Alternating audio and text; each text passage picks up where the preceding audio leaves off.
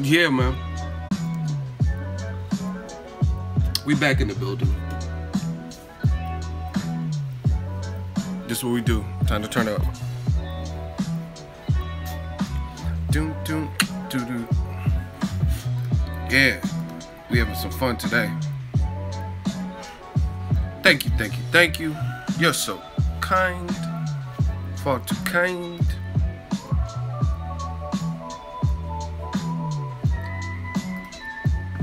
We working.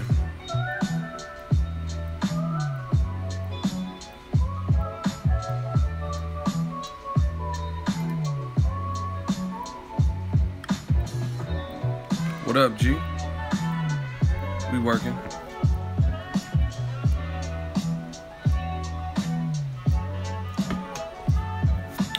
Fan takeover. This is the global takeover in boxing. 2017 fans are getting what they want in the boxing game. Someone said the background music is kind of soulful right now. I feel like Jay-Z when he be in the studio. I can tell when Jay-Z is gonna make a good album because he always be name dropping. He'd be like, Guru, I need some more of that. I like that second one.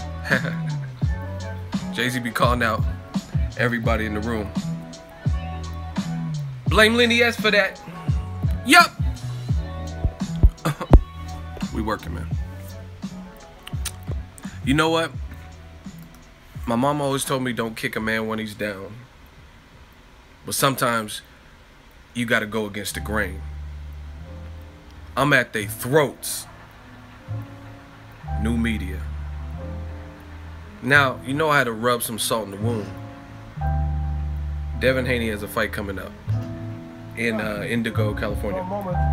Now, you know I had to throw some salt in the wound. Oh, what a difference a year makes. Now, me being one of the pioneers of the new media shit, right? There's a lot that I said. There's a lot that other people said. And a lot of people disagreed and stuff like that. But as time goes on, the more I start thinking about it, who was right and who was wrong. Now, I told y'all, if I'm not perfect, if I'm right, by all means, I'll eat that. Danny Garcia, I thought he was going to beat Keith Thurman via decision. He lost. I didn't make excuses. I didn't not do a post-fight video and disappear. I didn't duck or dodge nobody. But God damn it, when I'm right, I'm right.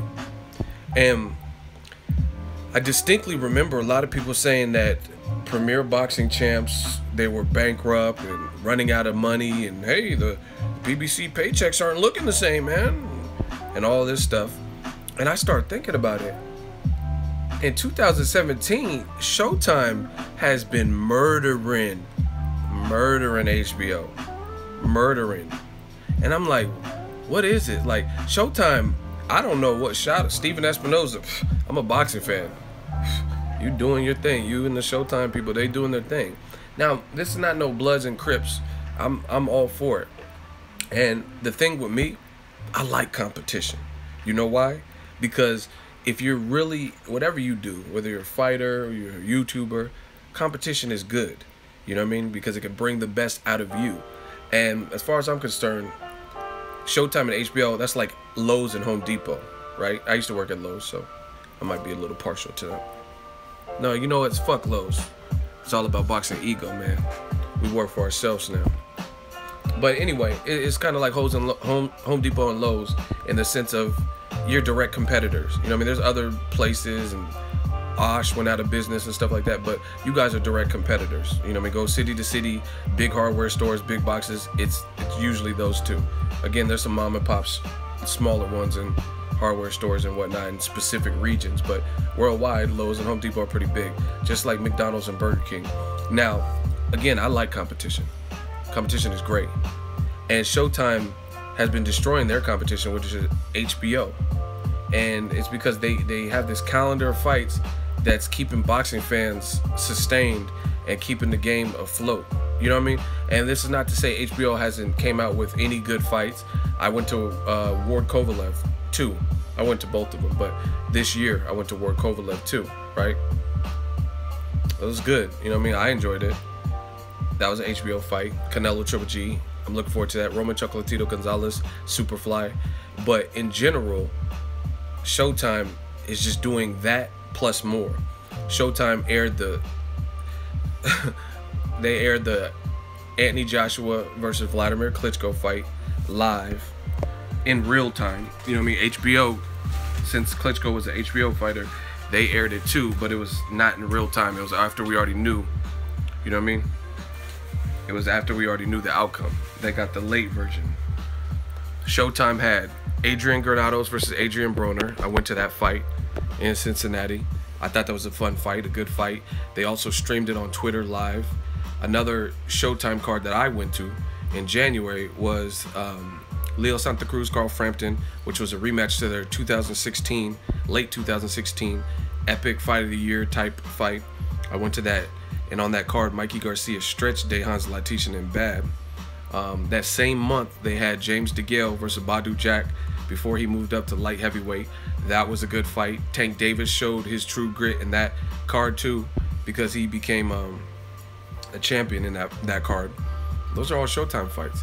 Broner Garcia, Showtime fight. I went to that too in New York, right? And now, as you guys see in the title, let me take a sip, because I know I'm killing it, like Tupac said. So that's why what I'm doing, I know what I'm doing. I'm destroying them. I'm destroying them. Outlaw. Look, just like Pac said, outlaw. So we got to sip on this outlaw energy drink, man. I just thought about it. Like, you know, I wasn't even going to go stream anymore tonight. But I just started thinking about it. And I'm like, what the hell? Like, what is HBO doing right now? And what I notice about the game is just things in life. I feel like it's about momentum. You know what I'm saying? And when you lose momentum, you got to work damn hard, maybe even twice as hard to get that momentum back. You know what I mean? Like, let's say there's a YouTube channel and they took some time off and then, you know what I mean, weren't really dropping content. I know. Well, I never did that, but you know what I mean? I've seen people do that, and then it's hard to get back going, because in that absence, while you take 2-3 months off or infrequent YouTube uploads or whatever, there's somebody out there who's working very hard, or who's doing daily uploads or 3 times a week or even once a week. But even if they're doing it once a week, if that's more than what you're doing, it's going to be hard to gain that traction. You know what I mean? And that's what's happening with HBO and Showtime. HBO, to me, didn't have a great year. They were doing a lot of budget cuts. They put some fights that shouldn't have been pay-per-view on pay-per-view. Canelo, both of his fights were pay-per-view. Amir Khan and Liam Smith, neither one of those were pay-per-view worthy to me, because I knew the victor. I knew who would easily win, or fairly, you know what I mean? I say easily, not to shit on Amir Khan or Liam Smith, but the writing was on the wall. You know what I'm saying? Khan got knocked out with one punch. We've seen him knocked out before, but even British Prescott, who's a big Colombian puncher, he didn't stretch him with one single solitary punch. So obviously that weight was too much, the rehydration, you know what I mean? Because Canelo stretched him with one punch. It wasn't a good fight. Terrence Crawford, Victor Postal, now that was a good fight. Some people didn't like it because it was one-sided, but it was a good fight on paper, and they made that pay-per-view. Ward Koval, pay-per-view. It's just, I don't know, was Triple G versus Daniel Jacobs? I know that was this year because I went to it, but I went to it, so I don't remember if that was pay-per-view. Was Golovkin Jacobs? Because I had a media, I covered it under the brand. I had media credentials, so I don't know. Was Triple G Jacobs pay-per-view? I don't remember. Oh, it was? See? So with the budget cuts, to me, that was like a nasty trend that HBO picked up. You know, we're making everything paper. Everything's not paper.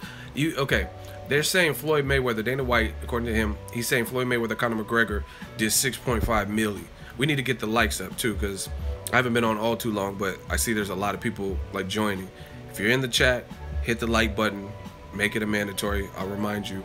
But Mayweather-McGregor, they sold the fuck out of that fight. You know what I'm saying? And the fight was cool. I was entertained by it. I went out there for Vegas and shit. I liked it. I had a good time the whole week. You know what I mean?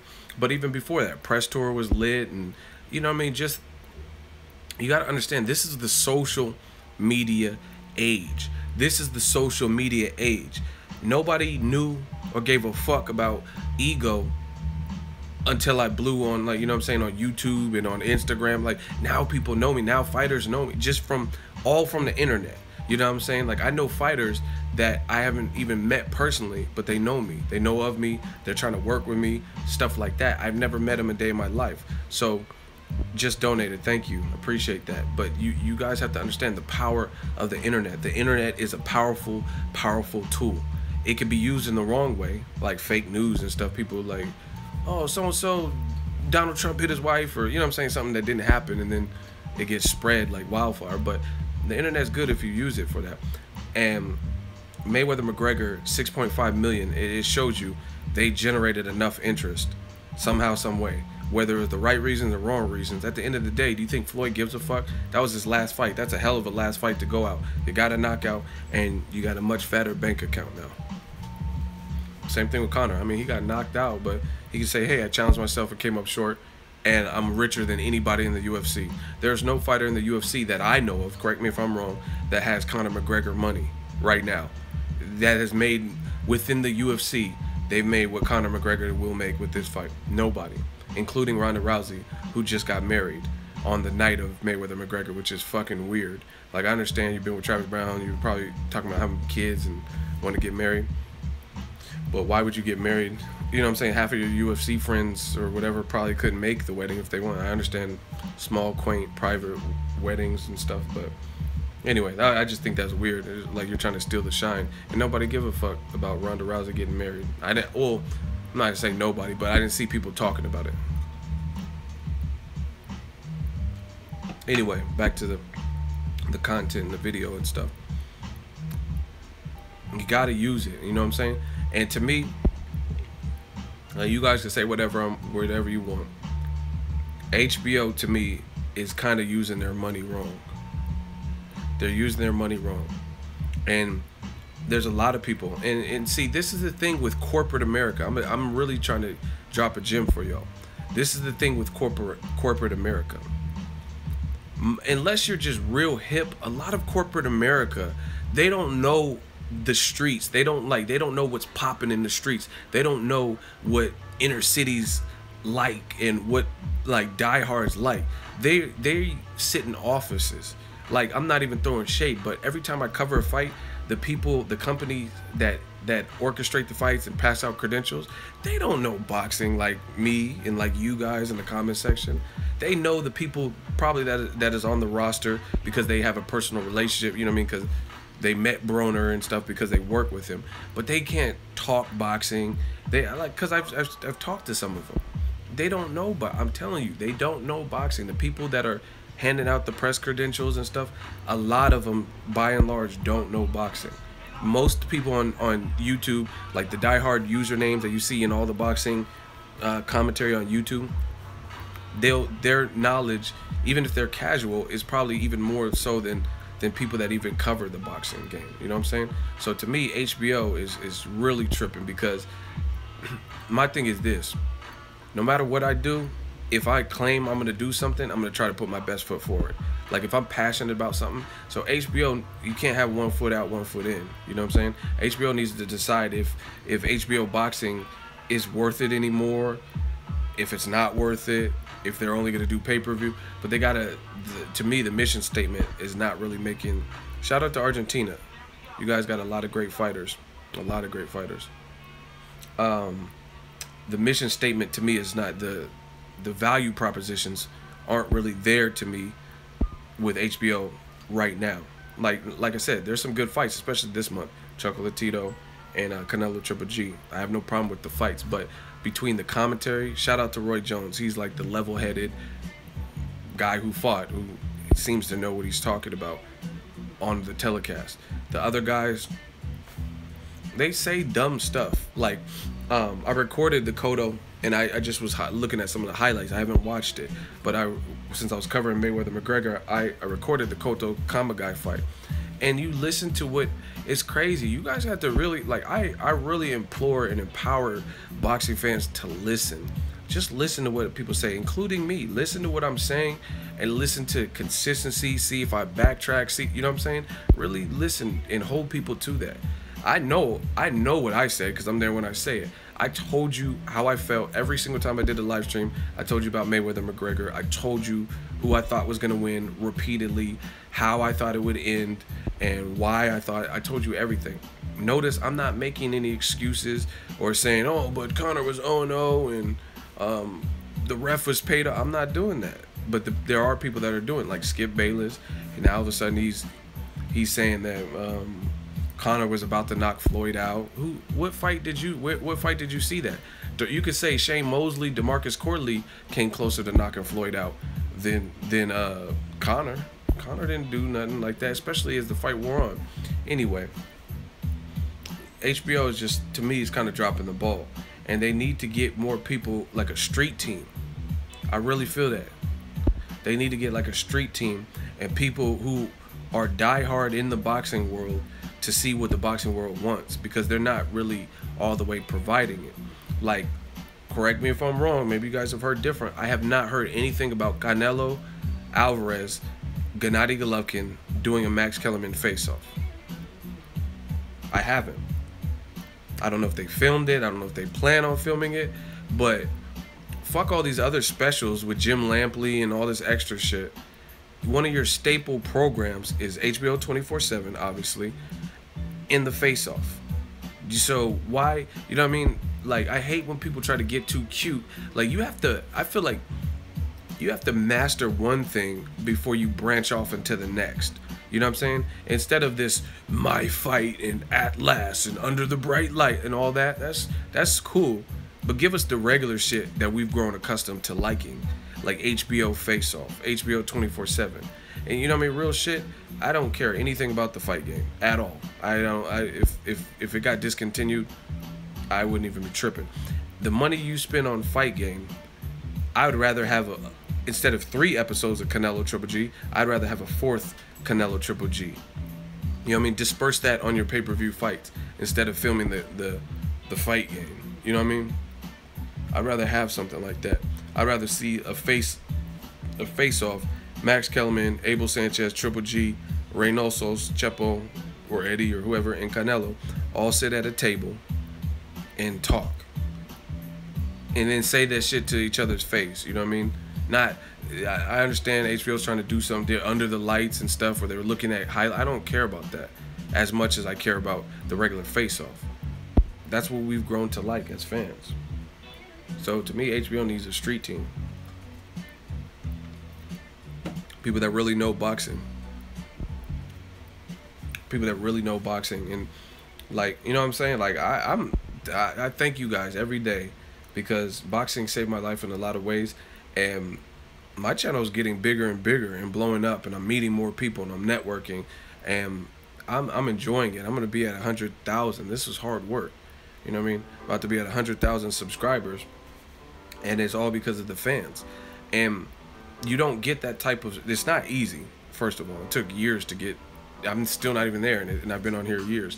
But the whole point, because boxing is a small community, and it's a entrusted. It's like a secret society. When I meet people that actually know a damn about boxing, and I start talking, and they're happy about, oh, rigging out Lomachenko, you heard? I'm like, wow, somebody. It's like meeting an alien or something, or it's like being a foreigner coming to America, and you meet somebody who's from back home where you're from. You're like, oh, you're from Kazakhstan? Hey, no, guy, I'm from Kazakhstan. You know what I mean? That's what it feels like when I meet real boxing fans, not just people who pop up because Mayweather-McGregor and 49-1 and all that shit, because that's cool. You guys see me. I spent my money. I went out there for 5 days and I covered the fight. But there's other great fights that I like to cover, smaller fights, stuff like that. So that's what, like I said, you go right now, check. You know what? I'm just gonna show you. That's what we do, new media. We could just show you. And I'm telling you, there's a reason for this. There's a reason that guys can come up from YouTube and get more respect than people, or not even just respect, but just be more known because they respect the message. You know what I'm saying? Oh, they switched it. Oh, wow, they took it off. Okay, I was gonna show y'all, but they took it off. HBO Boxing, there's like, you'll see all the popular boxing channels from YouTube, and they were on the related videos, but there's a way to turn that off. So that's kind of hating. There's a way to turn it off so they don't show up, and they turned it off. But you know, I mean, you could do that with anything. Go to Premier Boxing Champs. You'll see my channel on the. I'm talking about the official channel. See, look, Premier Boxing Champions. This is their official page, and look, whose channel do you see there? Boxingego. You know what I mean? And other channels, and that's how it is, because the fans know who's really holding boxing down, whether you agree with them or not. You know what I'm saying?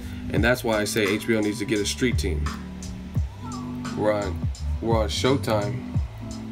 Oh, they did it. Showtime turned it off too. Whatever. But anyway, my channel used to show up on Showtime and HBO with the other popular boxing channels. But you know what I mean?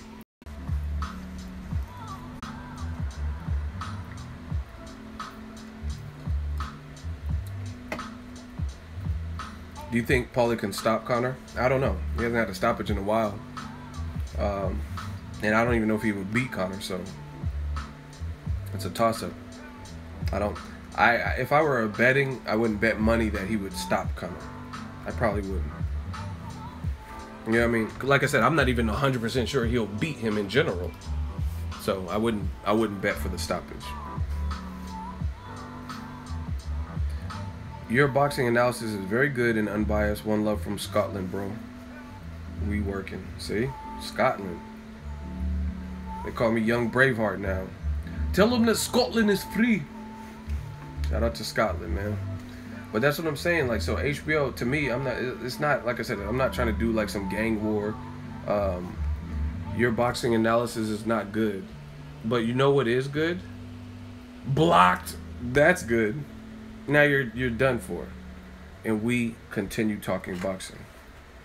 Latin Mayweather, Cardoza Perez, do the super chat. Money dance, $5. It says, Ego, my lady mad because I like to hear the truth while she talking. LOL, fuck yeah. Wow, give her a shout out. Shout out to Gloria Elizabeth Rangel. She gonna TKO my ass. See, we cause rifts in relationships because we want to talk about this boxing. Shout out to Gloria. Don't hit that, man. We just passionate about the sport of boxing. You got love from Belgium. Shout out to France. Van Damme is my favorite. It was like one of my idols growing up, Van Damme. So shout out to Belgium. I'm sure the food and the views are dope out there. But yeah, I really feel, like I said, I'm not trying to make this like Crips and Bloods gang war. I'm just telling you my honest opinion. I think HBO needs to hire a street team. And they need to first actually, before that street team and all that, they need to determine if they're even in the boxing game like that.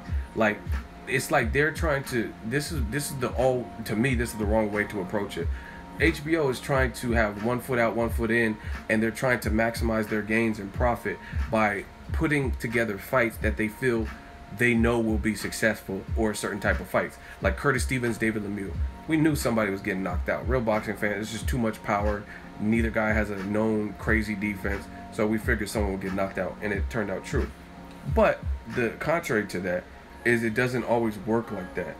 Even if you think you know, you can set up a fight that you think is gonna do whatever. It doesn't work like that. Look at Canelo Chavez. I thought Canelo would win, most likely, but I thought Chavez Jr. could at least pose some major issues, especially if he got tired like Conor McGregor did, because Chavez is just so big. And the fight was a one-sided, boring beatdown. Like, boring because Chavez wasn't really game. It's not Canelo's fault. So you can't always do that. I mean, I look at Lucas Matisse versus Ruslan Provodnikov, and I thought someone was gonna get knocked out. You know what I'm saying? Someone said Lubin is on Floyd's level as far as IQ. That don't even make sense. That you can't do that. That sounds retarded. And that's not a shade or slight to Erickson Lubin, but I mean, how does he have Floyd's IQ and he hasn't even stepped up. This is his biggest step up. Charlo is his biggest step up, and he hasn't even won the fight. So how would you even say he has Floyd's IQ when Floyd? See, this, I can't deal with radical commentary like that. You can't.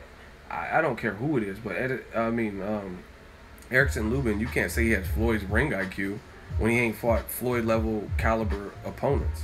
Name someone he fought that was even a Conor McGregor threat to him. You know what I'm saying? And I'm not bashing him. I like Charlo-Lubin. Hammer, he's been looking good on PBC. Pause. But to say he has Floyd's ring IQ, you won't really know that until he steps up in class.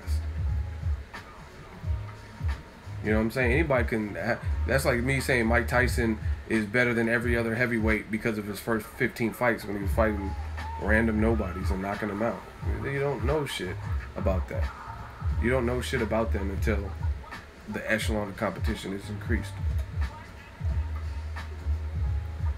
Anyway, let's get back to HBO.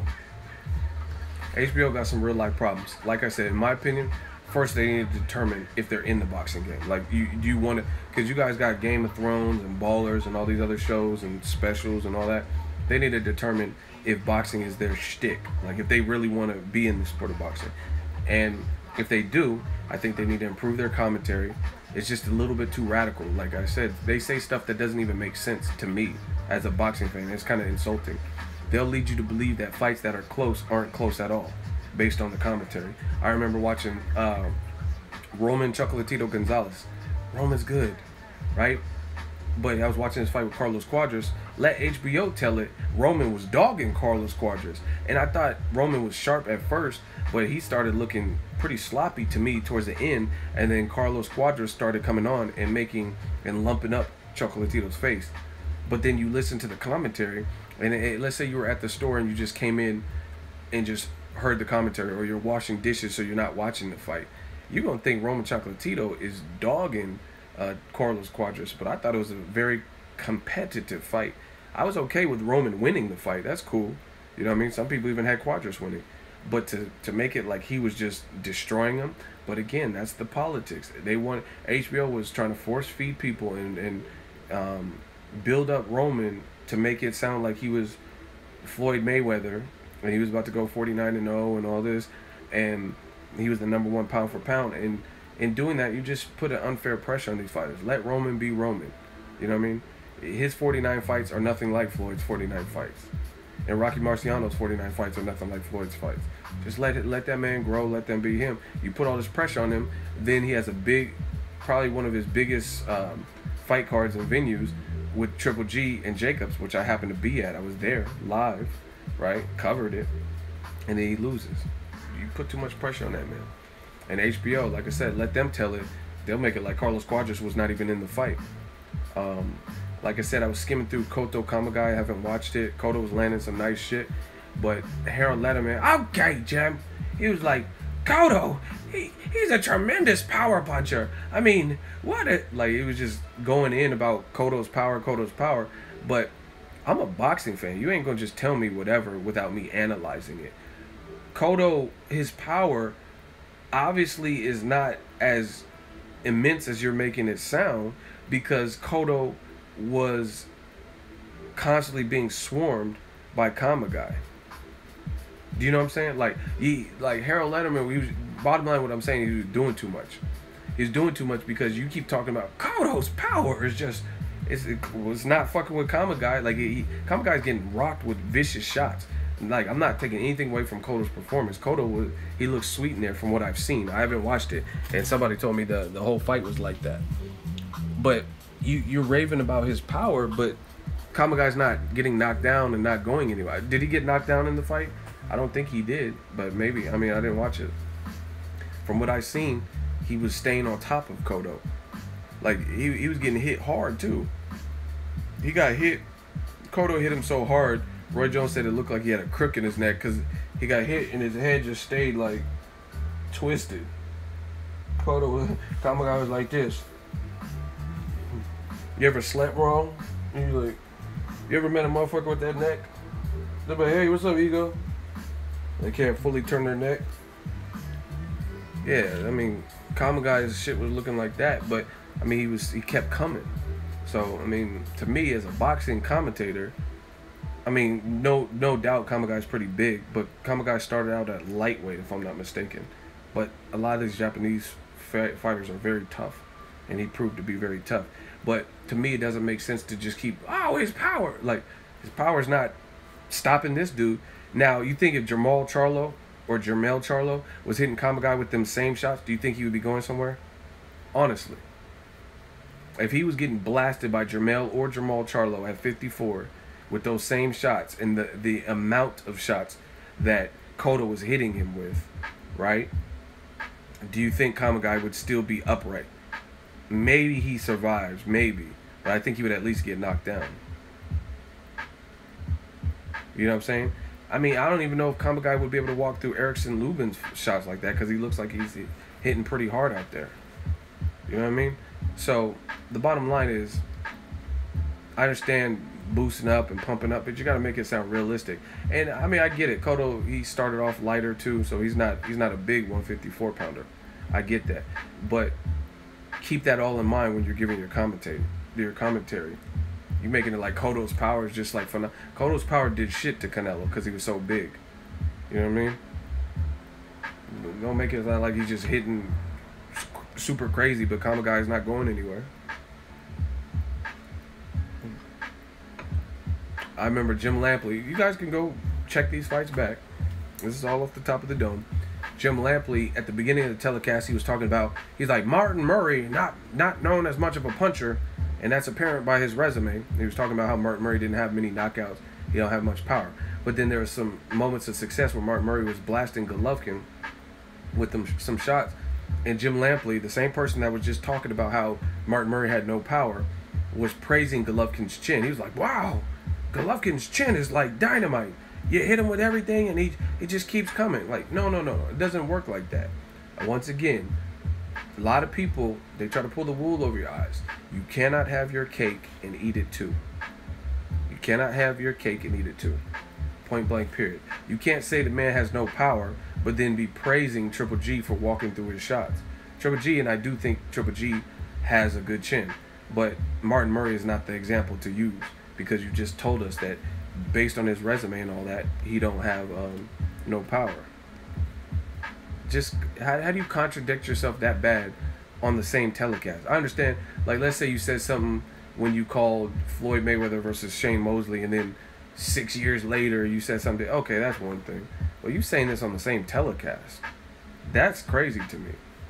Imagine me if I did a video and I'm like, Floyd Mayweather versus Conor McGregor did 6.5 million pay-per-view buys, and then within the same video I'm like, yeah, it did 1.3 million buys.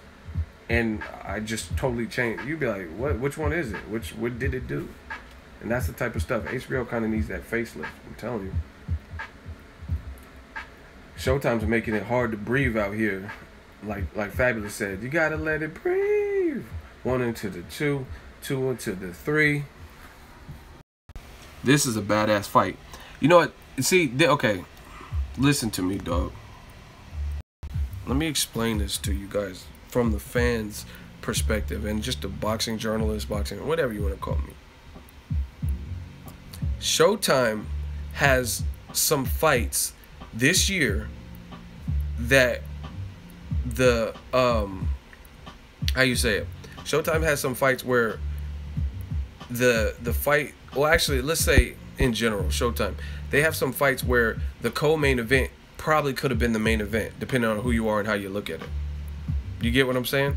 That's how you know Showtime and PBC and stuff is kind of killing right now, because every time I look at, like, let's say Top Rank, Crawford versus Julius Ndongo, there were no other fights on there that you could replace with the main event. Clearly, the main event was the big fight. Bryant Jennings fought, who did he fight? Malcolm Tan or something. Shakur Stevenson is just turning pro. He only has 3 fights. So clearly, the main event would be the biggest fight. You know what I'm saying? Golden Boy, same thing. If you look at Canelo Chavez, there's no fight on that card, Canelo Chavez, that would have been just as anticipated as the main event. However, Showtime is stacking their cards so well where the fight that's actually the main event could even be the co-main event, depending on what you want as a boxing fan. Like, to me, this is the main event to me. Jermell Charlo versus Charlo-Lubin could clearly be the main event, but this is actually not the main event. The main event is Erislandy Lara. Erislandy Lara is fighting on there against Terrell Goucher, or however you pronounce his name. That's the main event. But to me, this is my main event. So that's how you know when you have a stacked card. And to me, the same thing applies for Abner Mares versus Jesus Cuellar. That was the main event. But they also had that Julian J-Rock Williams versus Jermall Charlo. And this was in December. That was on the same card. To me, the fight I was looking more forward to was that fight. You know what I mean? I was looking more forward to J-Rock versus Jermall Charlo. You look at HBO, I'm not really seeing that. You know what I'm saying? I'm not seeing that where like their undercards could be the main event type shit. And even if it can't be the main event, there's still some solid shit on there. You know what I'm saying? Like Marcus Brown versus Shani Monahan. That was on the Robert Guerrero, Omar Figueroa card. Lamont Peterson making his welterweight debut. I covered that fight too. And he fought David Avanesian, who was a ranked guy. He fought that on the undercard of Broner Granados. You know what I mean? We had Keith Thurman, Danny Garcia. So it's like, that's what I'm talking about. Showtime is clearly not playing around. Thurman, Garcia. We might even get, I talked to Sean Porter. He wants it this year. So if Danny Garcia's team wants it, that sounds like we might even get that. Danny Garcia versus Porter. That's crazy. That's a good-ass fight. And Kenny Porter, if you guys listened to the interview where he said it, Kenny Porter invited me out. So you know I'll get you guys that all-access pass and that good old coverage and work with the Porters and stuff. So he said you can come out to Vegas for that to get us training. So, you know what I mean? Showtime is really, to me, this is just my opinion, they're doing a hell of a job. A hell of a job with all these fights. And see, it's getting hard. Pretty much Showtime is getting us through boxing when there's rough patches. Cause I'm not even like, I haven't even began to really talk about Clarissa Shields being on Showtime. You know what I mean? Getting titles on Showtime, stuff like that. I didn't even really go into those. But those have also been fights too. Mayweather-McGregor. That was a Showtime pay-per-view. That was the fight that was entertaining everybody.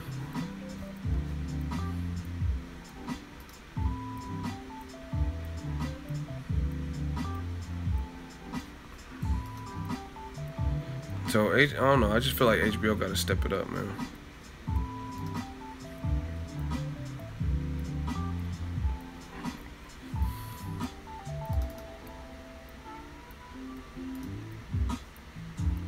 I mean, even the press tour. The press tour was more popping than the promotion that I was seeing for Canelo Triple G to this point. Get what clown out of here?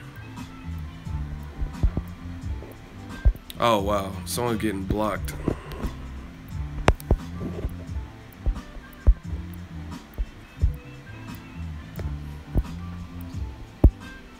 Y'all corny.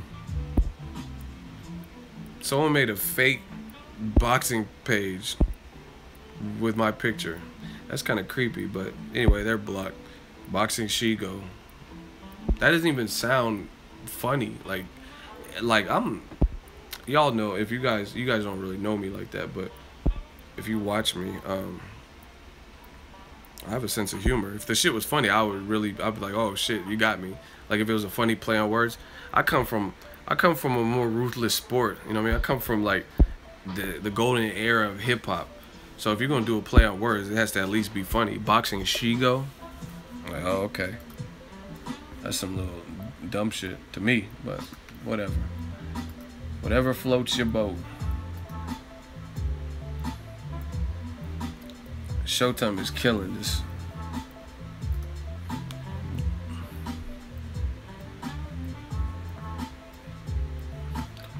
I don't know. I just really feel, and I'm trying to help you guys out. I'm not a hater, but I can show you how to hate. I could teach you how to hate. You know what I mean? Or give you some tips. Just because it doesn't really take much for anybody to hate on someone. But the thing is, I get paid from doing this. So the time you took to register a YouTube account, pull my picture off the internet, make this Boxingego account, while you doing all that, I'm making videos, I'm doing live streams, I'm covering fights, I'm networking, paying my bills. Like so it's like, that's cool and all, but you just wasted all that time. What is that doing for you? Like, you just got blocked. Now you're no longer in the conversation. You got to come correct. And then on top of that, you registered this account with me, Boxingego. Okay, ha ha ha. Just to get blocked within 1 minute. You did all that work to get blocked within a minute. You know what I'm saying? And then we gonna move on and start talking about the regular boxing. I guess it's worth it if you feel it was time well spent. But to me, that doesn't really do nothing to me. So I don't know. I don't get it, but maybe somebody else out there in this world gets. And then you tune into the stream. I'm getting paid off of this, so have at it. And then get blocked for being stupid. Then we move on. I don't know. Like I said, I've been doing this too long. I don't know what people expect. Quit whining and talk about boxing. How about I just block you?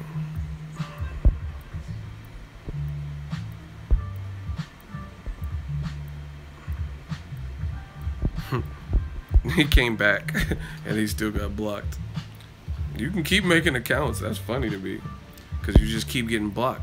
So the only avenue you have is to keep making accounts, which is wasting your time, and then keep getting blocked and not get paid for it. Yeah, he's persistent. So said that's what I'm saying. But again, if you want to, so say he persisted. If you want to persist and stuff like that, have at it. Because that ain't getting you no money. You ain't getting no money making up all these fake accounts and coming back. Take your shades off, bitch. Block. Okay. But man, so Mayweather-McGregor, obviously. Broner Garcia. Stevenson Fafara. I'm just trying to make Kell Brook, Errol Spence. Oh, I forgot about this too. Gary Russell versus, that was a fun fight. Oscar Escondón. Tank Davis and Liam Walsh, mandatory. Joshua Klitschko. Oh yeah, I forgot. I went to this fight, Berto Porter, and they had Jermell Charlo knock out Charles Hatley bad on the undercard, and that was some good rivalry. Jorge Linares, Anthony Corolla 2, Danny Garcia, Keith Thurman. You know what I mean? That's just like the major ones. That's not even including some of the other stuff. Damn.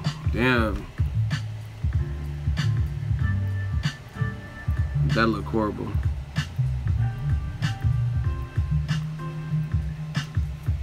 Easy ass work. I told your leprechaun in the hood ass, you could fuck with me. Fuck the Mayweather. You know what I mean? So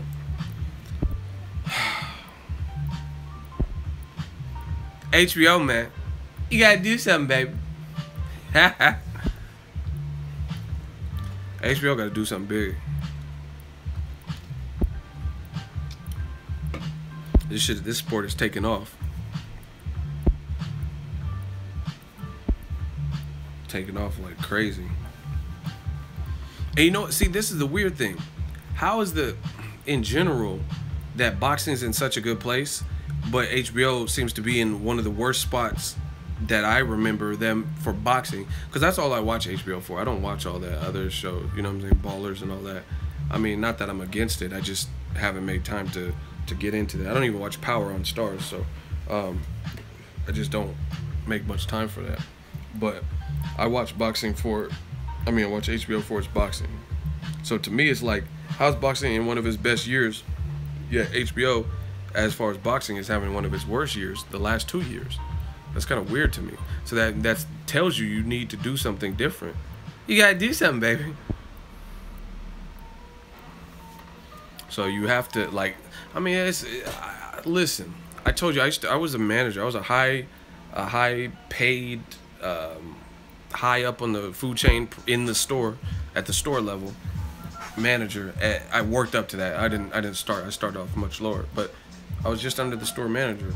So part of that when I worked at Lowe's is you got to read vital stats, see where your store is doing, how it's performing, look at trends, forecasts, anticipate. You got to anticipate holidays. Like, okay, it's the summer, it's going to be hot this weekend. We need to bring these grills out, these propane grills. They're on a crazy sale, and we're going to sell out because it's the 4th of July. You have to be able to do that. So HBO, they've been a company long enough, and they've definitely had a boxing, a branch for boxing way long. And you got to know when shit's not equating. Like I said, how is it that boxing is in one of the best years to me as a fan? Because I'm not bound by Golden Boy or PBC or HBO or Showtime. I watch all of it. You know what I'm saying? So how is it that boxing is just in such a good place with all these premium matchups, and HBO's not really reaping the benefits? They're not really in a great place to me right now for their boxing. I don't know about their other. Game of Thrones is real popular, so they might be doing good in those areas, but I don't know. I just don't understand it.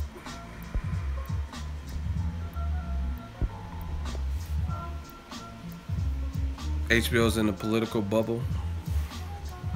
Yeah, so they got to decide if they want to be in it still.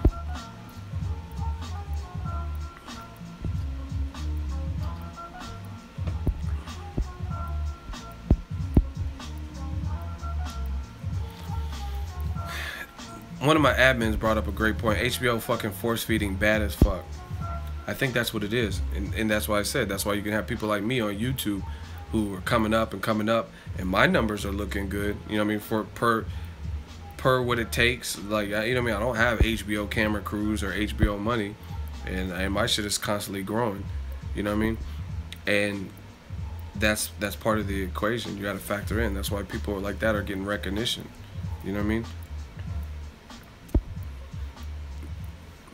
You gotta be honest in this game. I told you guys in January, y'all didn't want to listen to me. I guess y'all thought I was joking, but I just had a feeling for this year it was no more nonsense.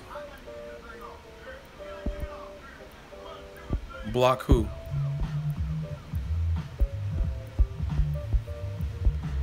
Y'all keep saying he back.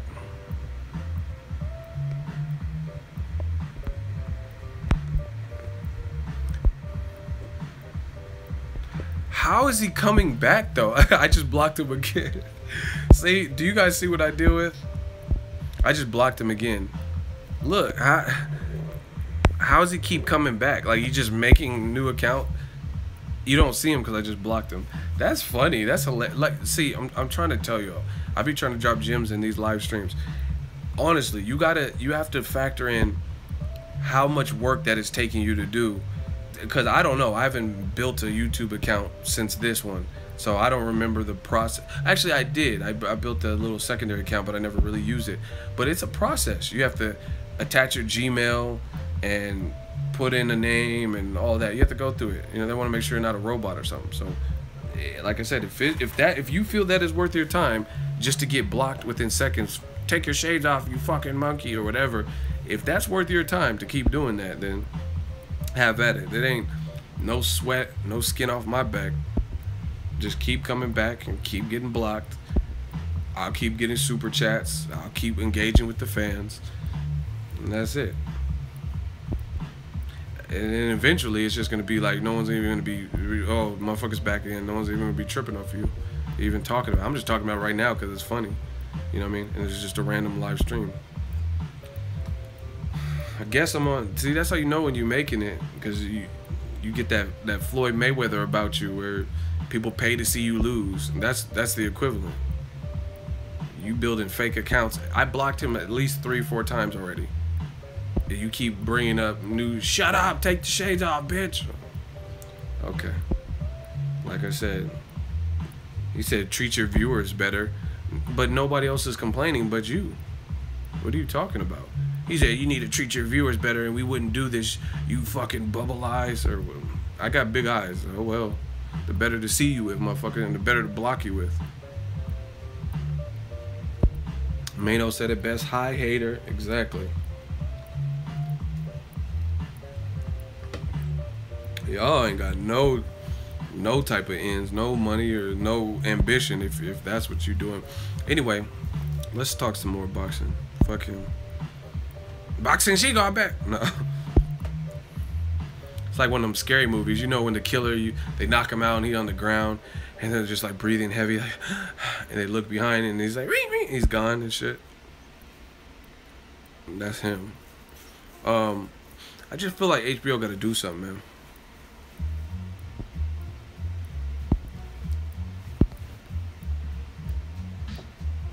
Definitely got to do something. Michael Myers, Leprechaun. I want me shillings. I want me shillings. There once was a man from a trash. His balls were made of fine brass. In stormy weather, they clanged together and sparks flew out of his eyes. Whatever. But like I said, man, Showtime is, they're doing, they said we're here to take over, not take part, just like Connor. They said we're here to put on the best competitive matches, and we're the best, and we're trying to be the best in the industry. And they've been, to me, they've been staying true to their commitment, because a lot of their good shit, fucking Danny Garcia versus Keith Thurman, that didn't have to be on CBS, the parent company. They could have put that on Showtime. They didn't have to stream on Twitter Broner versus Granados, but they did it. So obviously they're making some type of money, but they're still giving back to the fans.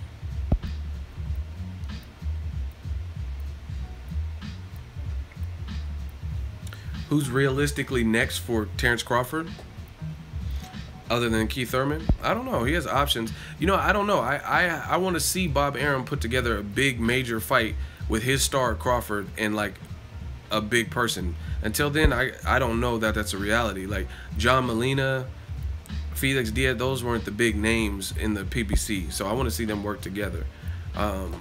Like I don't know. I don't know about like Mikey Garcia, if that could be next and stuff. I think Terrence Crawford could fight, maybe even fight like a Diego Chavez. He has more skill, but Diego Chavez is no slouch. I wouldn't mind seeing something like that. Diego Chavez probably has an Argentina promoter or Argentine promoter. So I think something like that might be realistic to work into the division. I mean, if Terrence Crawford can fight like a Al Heyman fighter, then shit, go for it. Amir Khan, Broner, Danny Garcia, Mikey Garcia, Errol Spence, Keith Thurman. I mean, those are all great fights. Why do people hate on the PBC? You know, I talked to someone who works for PBC, and they're white. I'm not gonna say names because I don't, you know what I mean, I don't want to put them on record like that. And they said it's because of race, and they weren't even black. They said it's clear, and they told me they got banned from Golden Boy shit and like Top Rank if they try to go to their fights, they don't like that because like, oh, you work for PBC type shit. I'm telling you, there's some petty shit going on behind the scenes that y'all don't even know about. Petty. Like, oh yeah, that's the PBC guy, no. That's the PBC girl, no. You know what I mean? Just petty shit. I'm just trying to see some scraps.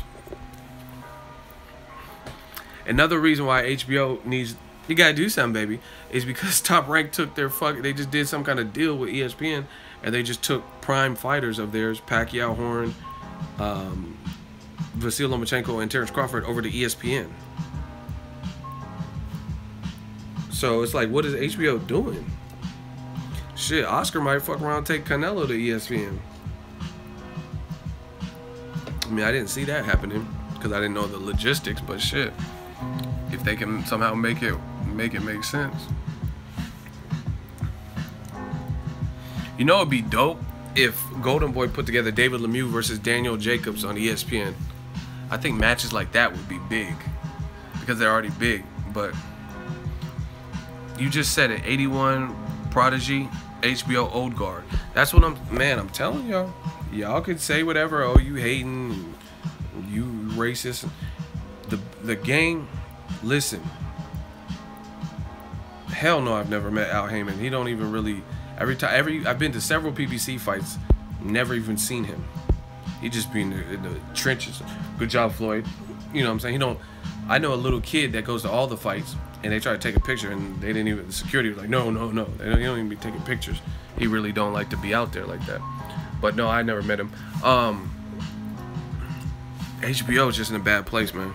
But listen, The game is about making adjustments. You got to make adjustments. It's mandatory. You have to make adjustments or you become extinct like the dinosaurs. Here, I'm going to give you guys a little anecdote, like a little story, right? And once upon a time, Blockbuster, like if you grew up within a certain certain range of years, you remember Blockbuster and Hollywood Video and stuff. And it might be a Friday night, you're kicking it with friends, you go to a Blockbuster and you look through the movies, see what they have, right? Then out of nowhere, Blockbuster's been the long-standing brick and mortar. People go, you know what I mean, Blockbuster's probably bigger than Hollywood, so we'll say Blockbuster. And then they came out with Netflix. Now, initially, Netflix was mail-to-order videos. So you wanted a DVD? Someone said, "Be kind, rewind." Exactly. Shout out to my people who remember Blockbuster. Netflix came out, and again, initially, it wasn't about online streaming because that wasn't popping right then. It was about if you wanted a movie, you had to rent it through there. You had to pay whatever, $2 a month. I don't know what it was back then. And then they ship it out to you, and then you ship it back.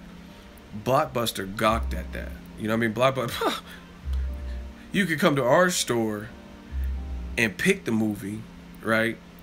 Come to our store and pick the movie right then and there. With this, you have to have it sent to you and mailed. So do you think that Blockbuster felt the least bit intimidated by Netflix? No, because they're like, we're a store. Everybody knows Blockbuster. We've been around longer. We're big old Blockbuster, you know what I mean? And who's gonna wait to get movies sent in the mail? But guess what? People did it. You know what I mean? Maybe the inventory of Blockbuster, the movies they always wanted were out of stock or some shit. And every time they go to Netflix, it might take a day or two to arrive in the mail, but it worked. And then eventually, Netflix came out with online streaming when that got big. You know what I mean? Netflix came out with the online streaming, and you could watch movies kind of on demand. Everybody knows Netflix nowadays. So you think Blockbuster's seen any of that coming? And then on top of that, yeah, I'm not even talking about it right now because I'm just in thought, but Porsche 4 times, yeah, it's that serious, I guess. Redbox came out. You know what I'm saying?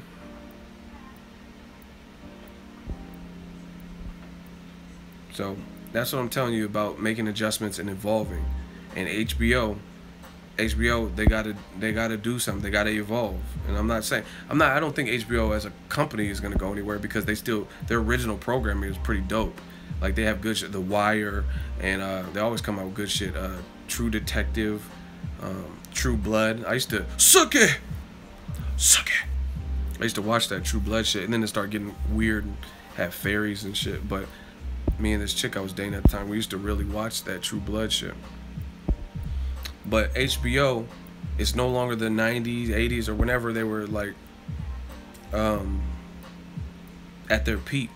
And they got to make decisions, like business decisions, that I feel impact the boxing world in the right way. I really feel that. And that's just my honest opinion. Like doing every fight on pay-per-view, I don't think you can get away with that anymore. You know what I mean? Not every fight's Mayweather-McGregor.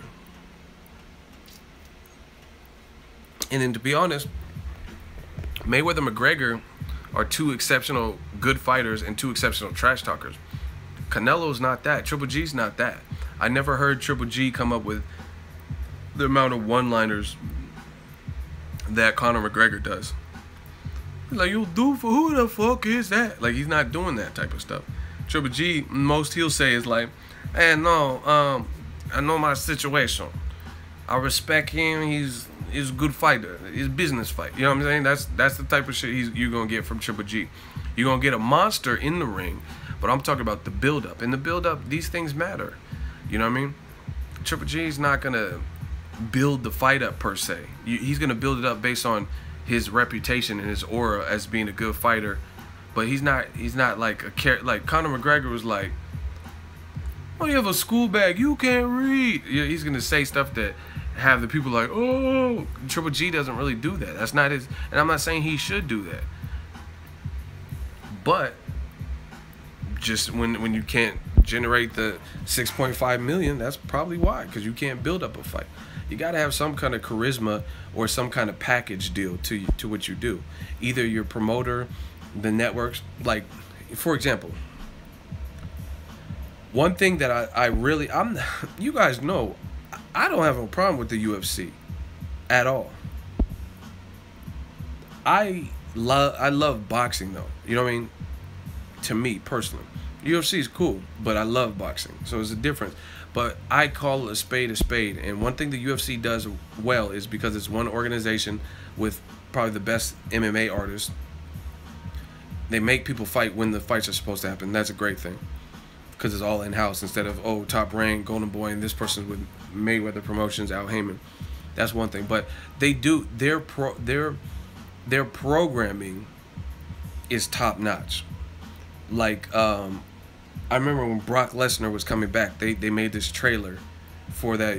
What UFC was that? UFC 199? I don't remember. What was the one where Brock Lesnar fought Mark Hunt?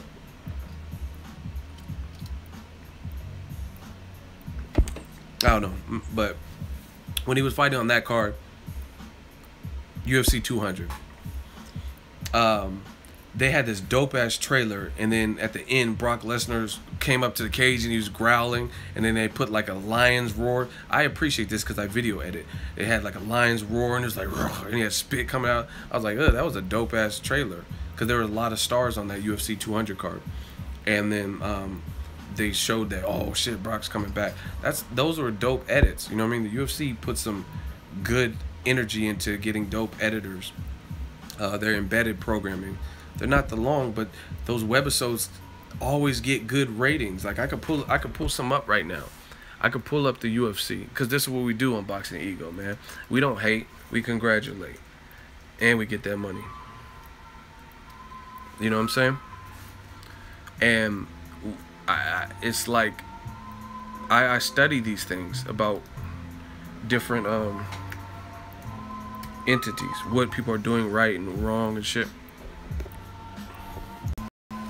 So this is the UFC's page.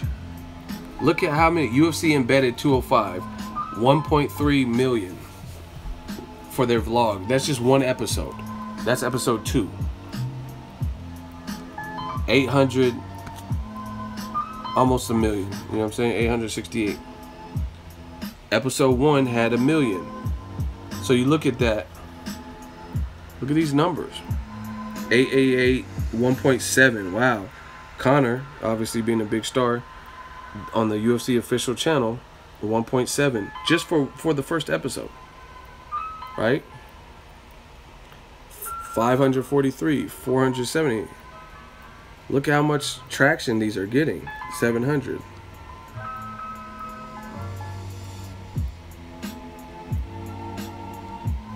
You guys get what I'm saying? Oh, here's another Conor one. 1.4, see? Man, Conor is money. 1.4. 1 million. So the point is, they're doing little stuff like that, and it's top dollar. Damn, he came back again. That's funny. I wasn't even paying attention. The UFC does a very good job of that. Their trailers, their and it's getting good viewership. HBO, like, if you're gonna try different stuff, try stuff like that. That's what fans would want. Like, honestly, if we wanted 24/7, but follow Canelo around, show us what he's eating. Like put it this way: if Ellie Seckback or myself or somebody was in the Conor or was in Canelo's camp, right, and we had this all access pass, so we could just film and put together what we want. Like, let's say Canelo said, "Oh, come to the camp," and you could film whatever and do whatever. Man, you guys would be flooded with content. You'd be flooded with content, because like I said, people want to see what Canelo's eating, what's his diet, what time does he wake. They want to see those types of things. It's boxing. They want to see that. And HBO, all they have to do is call Golden Boy and say, hey, we need to we want to spend some time with Canelo. We got to really build up this fight.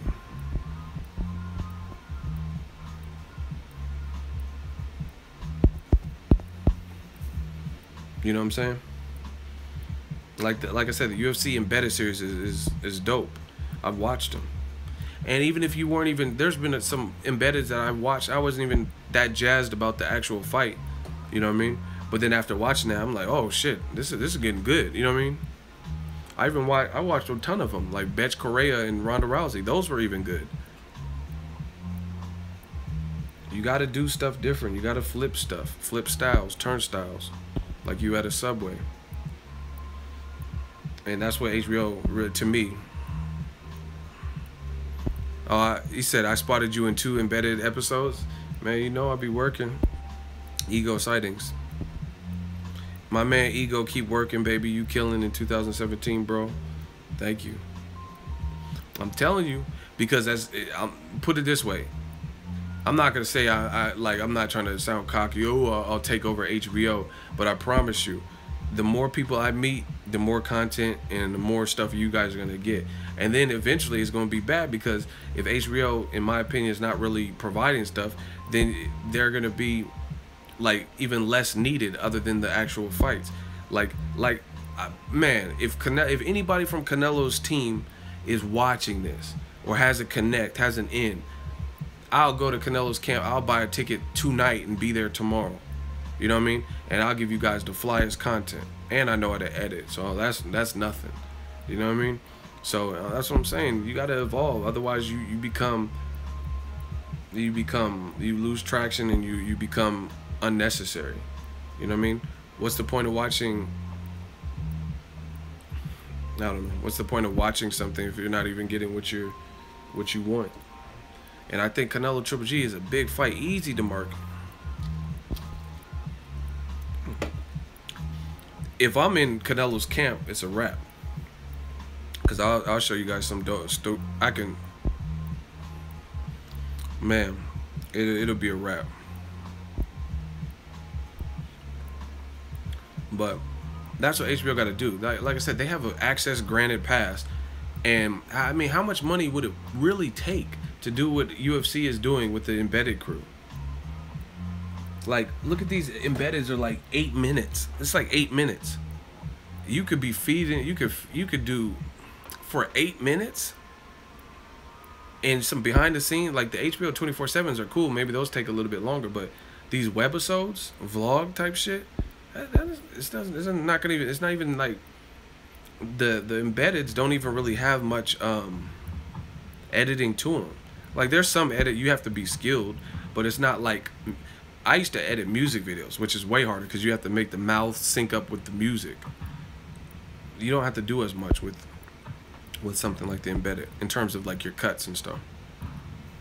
Very easy. And HBO has the power to do all these things, and they have to have some type of money.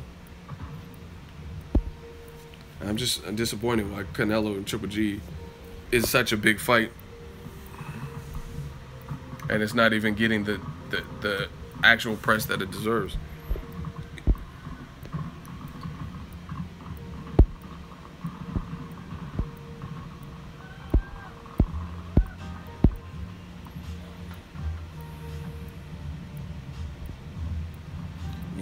Yes, good job, Ego. I'm seeing Ego sightings more and more, and the fighters are mentioning your name. Keep it up, bro. Yeah, man, I'm telling you, I'm out here. And then, like I said, it's going to be a problem because whoever's not stepping up, I will be stepping up, and I'll be doing what I'm supposed to be doing, and that's try to provide something different to the game and to the fans and give people, help build up the fights and all that type of stuff. Like I said, HBO, they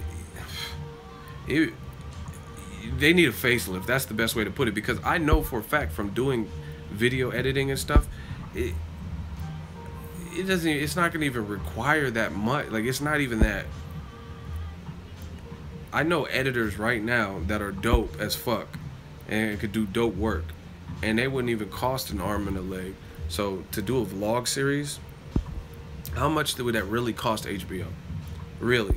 You know what I mean? Like, and the thing is, they spend money on stupid shit, like printing out like napkins with the flyer on it or something. Like that shit, who cares about that? The fans, if you really, like, literally, if you really are budgeting, there's things you could cut and things that don't make sense to cut. You know what I mean? You want the fans to be so vested in the fight that they're like, man, Canelo, Triple G, I gotta get that. You know what I mean? That's what you want from the fans. Give the fans what they want if you want them to spend money. I told you guys, this is not rocket science. You put the best matches, you put matches where there's a threat, they'll typically do better. If the person doesn't look like any type of threat and there's no build up and stuff, then it's not gonna do as good. Yeah, I think Golden Boy should stack the card better. That would have been that would be good, but yet and still the main event is good. The main event is a very good fight. And I haven't really heard many people, like, I have not even watched the HBO 24/7. How many people have watched Canelo versus Triple G episode 1 24/7? Yes or no? Yes if you watched it, and no if you haven't watched it. Who has watched HBO episode 1 Canelo versus Triple G? Yes, yes, no, yes. See? Look at these. Look at these. Look how many no's there are. There's some yeses though, which is good.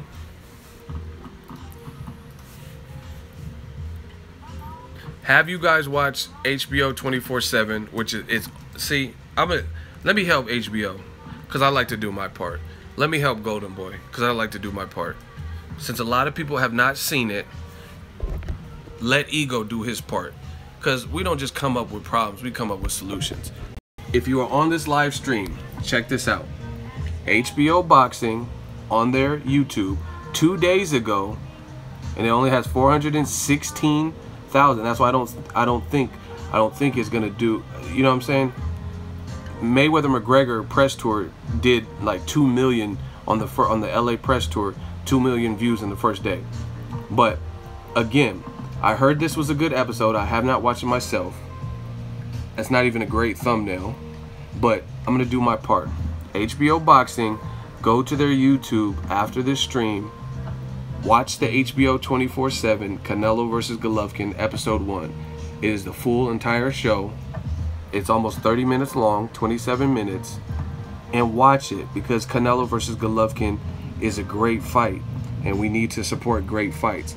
But it shouldn't take for me to do this. Everyone that is on the stream should be here because they're fans of the fight game or sports or boxing.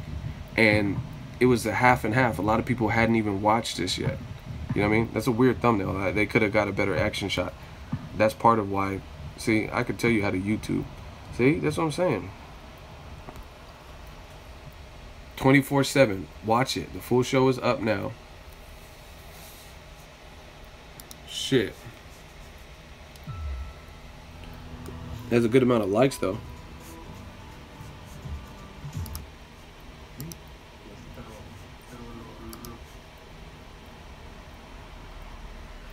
Watch the HBO 24/7. It's up now. I was born. No, I'm just playing. Where's Golovkin at? Watch it. The whole episode.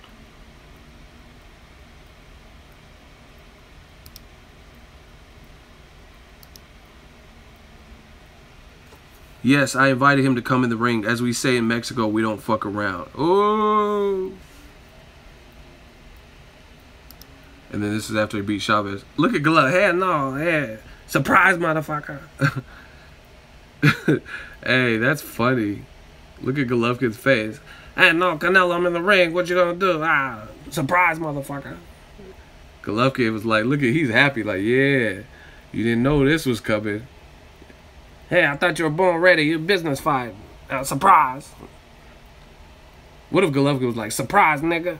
Like, did Golovkin just say the N-word? Hey, nigga, I'm in the ring. Hell no. Fuck you. Look at Canelo. I was born ready. Hey, surprise, it's me.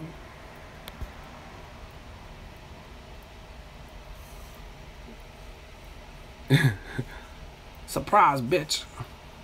See that, man, 6.5 million. Golovkin needs to do the Conor McGregor and just start going ham. Hey, no, come to death row.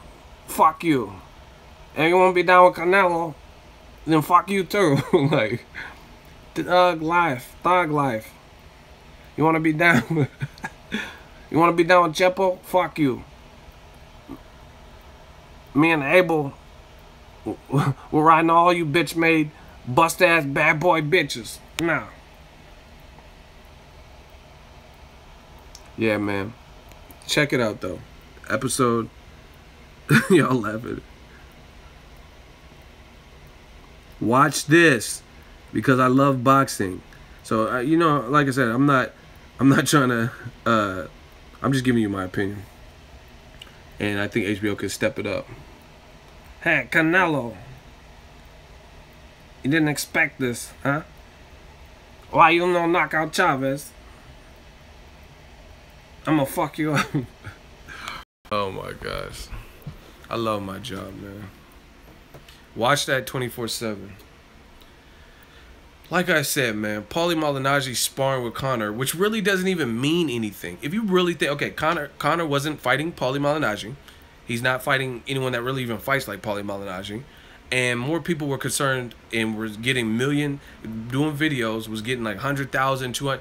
Listen, I did a video, like little old me, I did a video about Paulie and Conor, and it got like, in the first day, it got over 100,000 subscribers. Meanwhile, this HBO 24/7 has been up for 2 days, and it has 421,000 for a major fight. That's boxing, and no, fuck you. It actually matters. You know what I'm saying? The Paulie shit, that didn't even mean any. You know what I mean? It doesn't, in the grand scheme of things, because Floyd's not Paulie, it didn't even mean anything. Yet everybody that was making videos about Paulie and Conor sparring was lit. You know what I mean? There's a lot of comments, a lot of interaction and stuff. So I just want to see a better job from HBO. It's a good fight. A very good fight. Make the fans believe it's a good fight. Because that's all it takes. Chavez Jr. had motherfuckers believing that he was going to do something with Canelo. People paid, did over $1 million. And then he didn't deliver. Same thing with Conor. He made people believe. And I mean, to his part, it was a good scrap and shit. But I mean, he didn't do what he said he was going to do at the end of the day. But, you know what I mean? Sometimes it's about that. Sometimes it's about making people believe. Broner, that's a good example. Someone said the same thing with Broner. Broner had me, I was like, damn, Broner's super focused in this camp. And then Mike Garcia beat him most rounds. I think maybe you gave Broner 1-2 rounds, something like that. You know what I'm saying? So sometimes that's the boxing game. Sometimes it's about making people believe that. I mean, Charles Hatley, he was talking hella shit about Jermell Charlo. Like, oh, yeah, it's Houston. I'm going to show you how we do it in Houston and all that. And then when it come to fight, I thought Charlo pretty much dominated. And he won spectacularly. Ego straight doing your thing. Shout-outs from New Mexico. I was born in New Mexico. Shout-out to New Mexico. We need to bring you down next time we do a PBC show again. We will get you out here, bro. Take care of you. I appreciate that. You know what I'm saying? I'm always down to work. Fuck you, Ego. More of that, really. The haters can't help it, man. The haters just, like, they have to hate. People showing love, like, hey, you do a good job, Ego. Fuck you. You don't do a good job. He's biased, man. Like, whatever. Why are you even on the part? I'm biased. I'm racist. I hate all fighters. I'm salty. I'm dick rider. Why do you even watch a channel of somebody who is that? Like, you don't see me hanging out with people that made appearances on To Catch a Predator, because I don't want to be. I'll punch them. You know what I mean? I don't want to be around Chester the molester. Do you know what I'm saying? So that's what I don't understand. Why would you even be on my channel? If I'm racist and I hate everybody and I'm salty and I'm broke and I'm homeless and I'm gay and I'm a monkey and everything, why would you even be here? So you like watching monkeys that are homeless and gay and dick right? Like, if I'm all of this, why would you even go to? Like I said, I don't hang out with perverts and child molesters. And hi, I'm Chris Hansen. They always be lying too. I came to help Bobby with his homework. Like, what? Why are you naked though?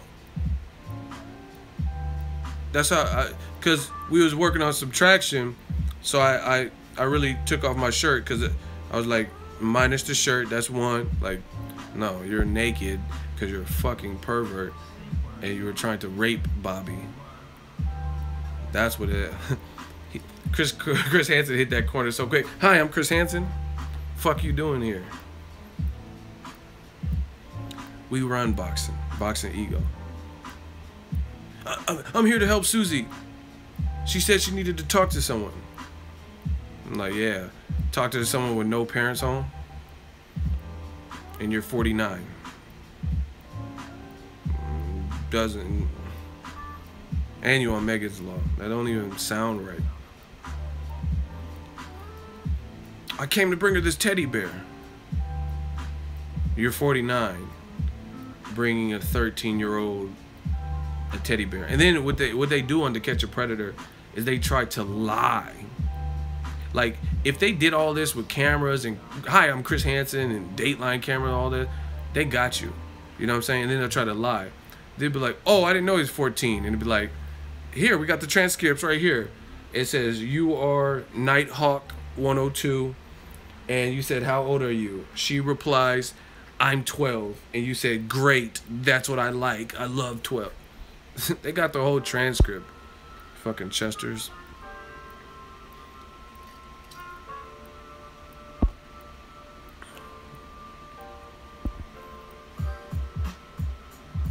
Oh, they had it in Petaluma, To Catch a Predator? Man, I don't like shit like that. I think if you do anything to children, that's like the foulest crime. You know what I mean? You just need to be offed or put away. I mean, I'm not trying to get too political, but that's kids. That's like the most innocent form of human. Someone said I need companionship. That's spooky, actually. There'd be rabbis and shit, people that work at Church's Chicken. And like, damn, I just seen him at the chicken strip.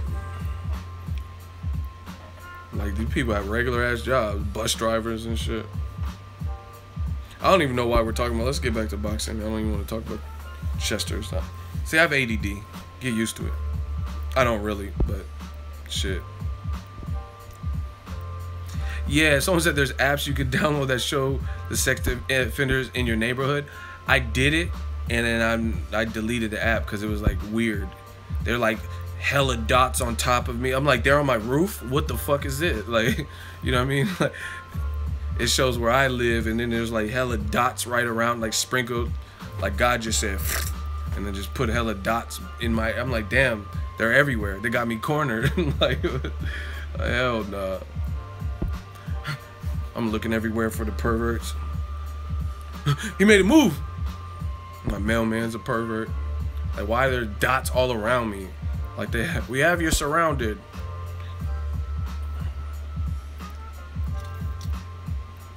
Yeah, don't download them apps. Whoever made that app is a sick individual, because you don't want to see that. You don't want to see how many dots will be around. Like, oh, guess what? You come tell your girl, guess what? Kevin's a pervert. Like, how do you know? I downloaded the app. Kevin's a fucking pervert. I shook his hand yesterday. Don't download that shit. It's some weird freakazoid shit. I just like boxing and women. Someone said I got the app. Delete it. I'm telling you. You don't want to love this guy Boxingego. I'm just real. I'm a real person. That's what it is. Fuck perverts. Boxing for life.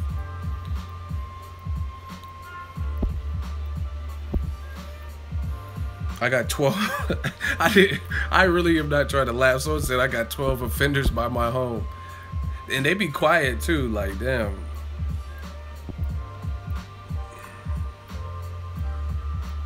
I talked to it. Yeah, man. Y'all crazy. Hey, we should be at 200 likes though. I've been over an hour. Hit the like button. If you don't fuck with child predators, hit that like button. See, I'm trying to bait y'all and shit. If you hate child sex offenders, hit the like button. I want to see them likes go up. Otherwise, you guys are all Chesters. And I'm going to call y'all Chesters.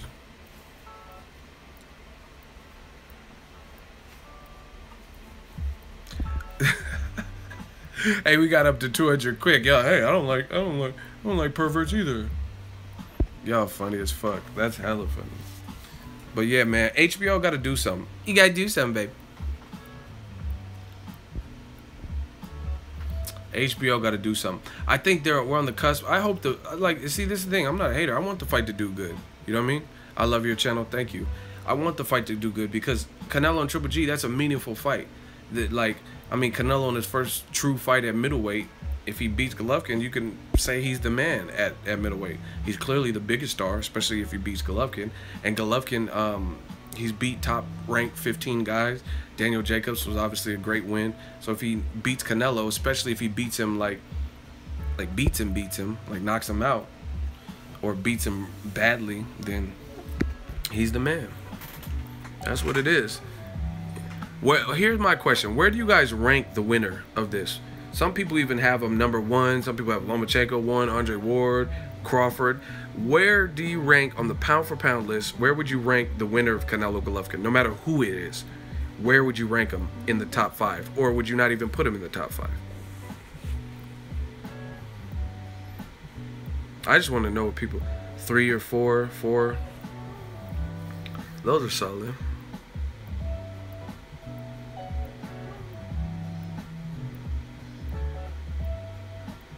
Yeah, a lot of people are picking 3. That's fair. I can't say pound for pound number 1 because I just factor this is my logic. This is why I don't like pound for pound shit because it's all subjective. Some people want -60. You know what I mean? People, it just no matter what, people are gonna vary on shit like this. I think 3 is fair for sure. The reason I can't personally put him number 1 is because you look at it. Golovkin's resume to me is not really strong. It's the top rated guys in his division, but he's not also in a division that's not popping. Like, the reason I say that is because when I look at welterweight, I think of several killers that can fuck you up or beat you.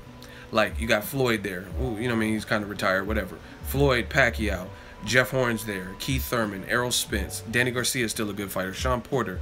That's 7 people easily off the top of my head. Not to mention the Bertos, the Mirkons, the Victor Ortiz, and you know what I mean, other guys. Terrence Crawford's gonna be up there soon. You know what I mean? That's like 7 really, really good guys. That Kell Brook, maybe, if you want to include him. I don't know if he's moving to 54. But welterweight, that's like I just named to you like 7 really top level guys. You know what I mean? And then if you add on the Amir Khans and the other people who have some losses, maybe stoppage before, but they're still good fighters that can make interesting fights, then there's like 12 to 15 well-known people, good resume. Amir Khan has a good resume. You know what I mean? Berto has a good resume. Stuff like that. Golovkin's division, I don't see that. I don't see, like, put it this way. Errol Spence versus Keith Thurman. If I ask you who would win that fight, it's going to be split. There are a lot of people who are repping. Jesse Vargas is another person I forgot. Thank you. Jesse Vargas is a top guy that can make... Jesse Vargas versus Danny Garcia. Great fight. Diego Chavez. I think he can make things interesting. You know what I mean? Tim Bradley up until he retired. But that's what I'm saying. When I look at the middleweight division, I don't really see that. I don't really see that. But if I tell you Errol Spence and Keith Thurman, if they were to fight, or even the Keith Thurman Danny Garcia rematch, or Kell Brook versus Keith Thurman or Danny Garcia, people wouldn't know who to pick. Luis Collazo is another veteran that could fuck you up. That's my whole point. I don't see that with Golovkin. I see at middleweight, not even right now, because now you got Jermall Charlo there, and you had David Lemieux, who's bounced back since losing, stuff like that. So it's now somewhat interesting. But when Golovkin, after Proska, from Proska, Gregor's Proska, to Adama, Willie Monroe, Dominique Wade-ish, those, you know what I'm saying, those weren't like... Where's Dominic Wade been? Where's Adama been? Who is he? Like, who's Adama? Where's he been? Gabe Rosado, he's lost to David Lemieux since. I think Martin Murray maybe, even though that was a fight I thought he should have won. It's like, what did Gregor's Proska do since Golovkin? He lost again after that fight. And where's he been? You know what I'm saying? So to me, it hasn't been the stacked Willie Monroe, he's about to fight Billy Joe Saunders. We'll see. He beat Rosado, but Rosado lost already to Golovkin, Peter Quillen, David Lemieux. You know what I'm saying? So he had Jermell Charlo. You know what I mean? So he had some losses. So when we're talking pound for pound, Golovkin was supposed to beat most of the people he beat. And I look at stuff like that. Just like Vasily Lomachenko. Like, people shit on Danny Garcia all the time. But Danny Garcia beat guys he wasn't supposed to beat. When he fought Eric Morales the first time, I don't give a fuck if Eric Morales was 40, if he was old, all them excuses. Morales was the champion. Way more proven at that point. Because Morales had weathered the storm and went the distance with Maidana, been in there with Pacquiao, beat Barrera. Eric Morales, Pablo Cesar Cano, you know what I mean? He was a champion. Danny Garcia was supposed to lose to Amir Khan, beat him. Now, I understand, I get the, oh, he should have lost to Mauricio Herrera. I think Danny Garcia did lose to Mauricio Herrera, in my opinion. But you can't, I mean, judges seen it different, and that's what it is. Just one of the times boxing got it wrong. But you still look at what Danny Garcia did. Guys he wasn't supposed to beat, he beat. Amir Khan, Lucas Matisse was supposed to knock him out,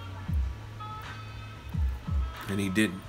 So when I look at Golovkin and Lomachenko, a lot of the people really weren't supposed to beat them. You know what I'm saying? On paper, people are saying Danny Jacobs was getting knocked out easy because of Dimitri Perot. I told you it was going to be a tough fight, which I was right again. You know what I mean? So, like, Golovkin, to me, I don't think he has the strongest resume. Like I said, he's counting up bodies, and he was doing what he was supposed to be doing, but he was supposed to beat all the guys. He wasn't in a stacked division. And I tell you, Kell Brook has a lot of skill, but he's a welterweight. And Danny Jacobs is a dope dude. Shout out to my dude Daniel Jacobs. It is no surprise to me when the level of skill in the fighter and or the talent level of the fighter increased for Golovkin.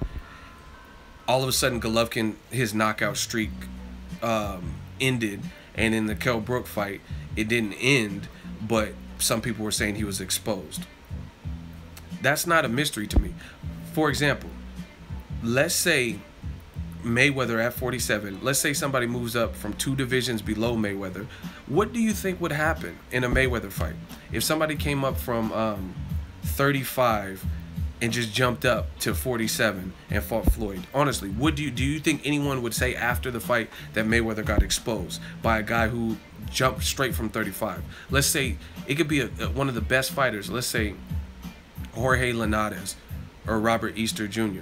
Do you know what I'm saying? Do you guys honestly think that people would be like, oh, Floyd got exposed by them, or Mikey Garcia? You know what I mean? Those are top level 35ers.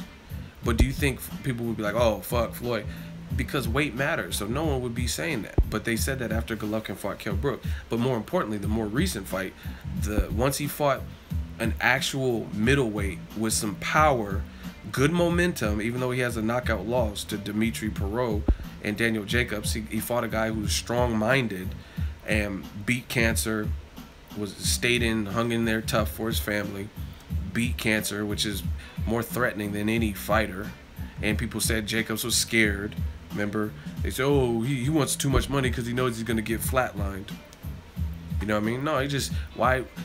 I beat Peter Quillen, who was a big threat at the time, and I got 1.5 million. Why should I get 25%, which is like less than that, 650,000, 750? If you guys are telling me this is the biggest boogeyman since Hagler and all this shit, why don't I get boogeyman pay?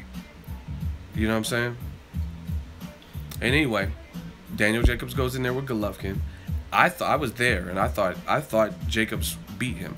And you never heard Abel Sanchez shit on Jacobs after the fight. So that's how you know he knows that Golovkin was in there tough, because Abel is no stranger to speaking his mind. And if he felt that Golovkin easily blew him out and people were tripping, then he wouldn't be paying all that homage to Jacobs. He was like, Golovkin might move up to 168, and then after Daniel Jacobs would take over. He'll take over a middleweight division. He'll be a champion. You know what I mean? Abel is saying these things. Abel keeps saying in this build-up for the Canelo fight that, oh yeah, we don't have to prepare different. Preparing for Jacobs is different because he's tall, range, he uses legs and stuff like that. But Canelo is no Jacobs. So that from the trainer, who doesn't always say things that we all agree with, Abel Sanchez proves to me that he knows that Daniel Jacobs is a good fighter and formidable because he's paying him a lot of compliments. And that's what it is. So, to me, you guys do all... I don't know if you guys are searching for like a great white hope.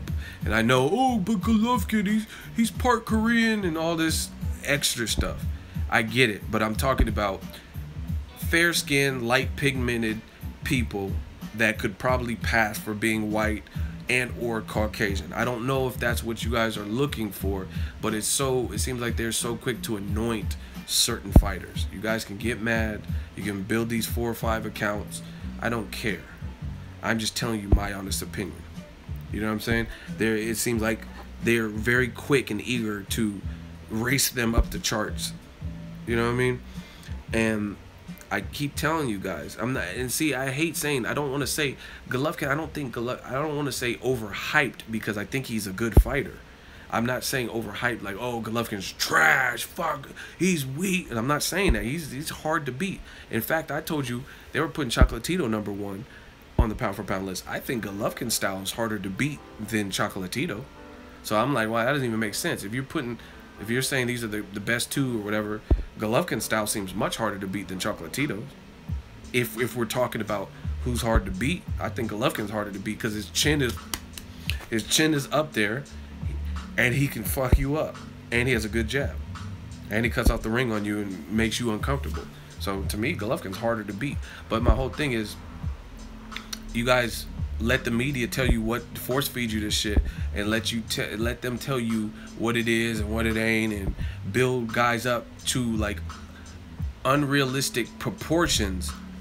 And then when they don't live up to that, then it's like you're scratching your head. What happened? What happened?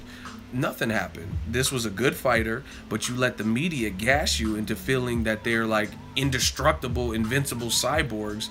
And then that's what happens. That's why you come crashing down. You got to look at this game from a realistic set of lenses, not rose-colored lenses where you're using race or just who you like or whose style you like. Really analyze the fight game. You know what I mean? Just like Conor McGregor.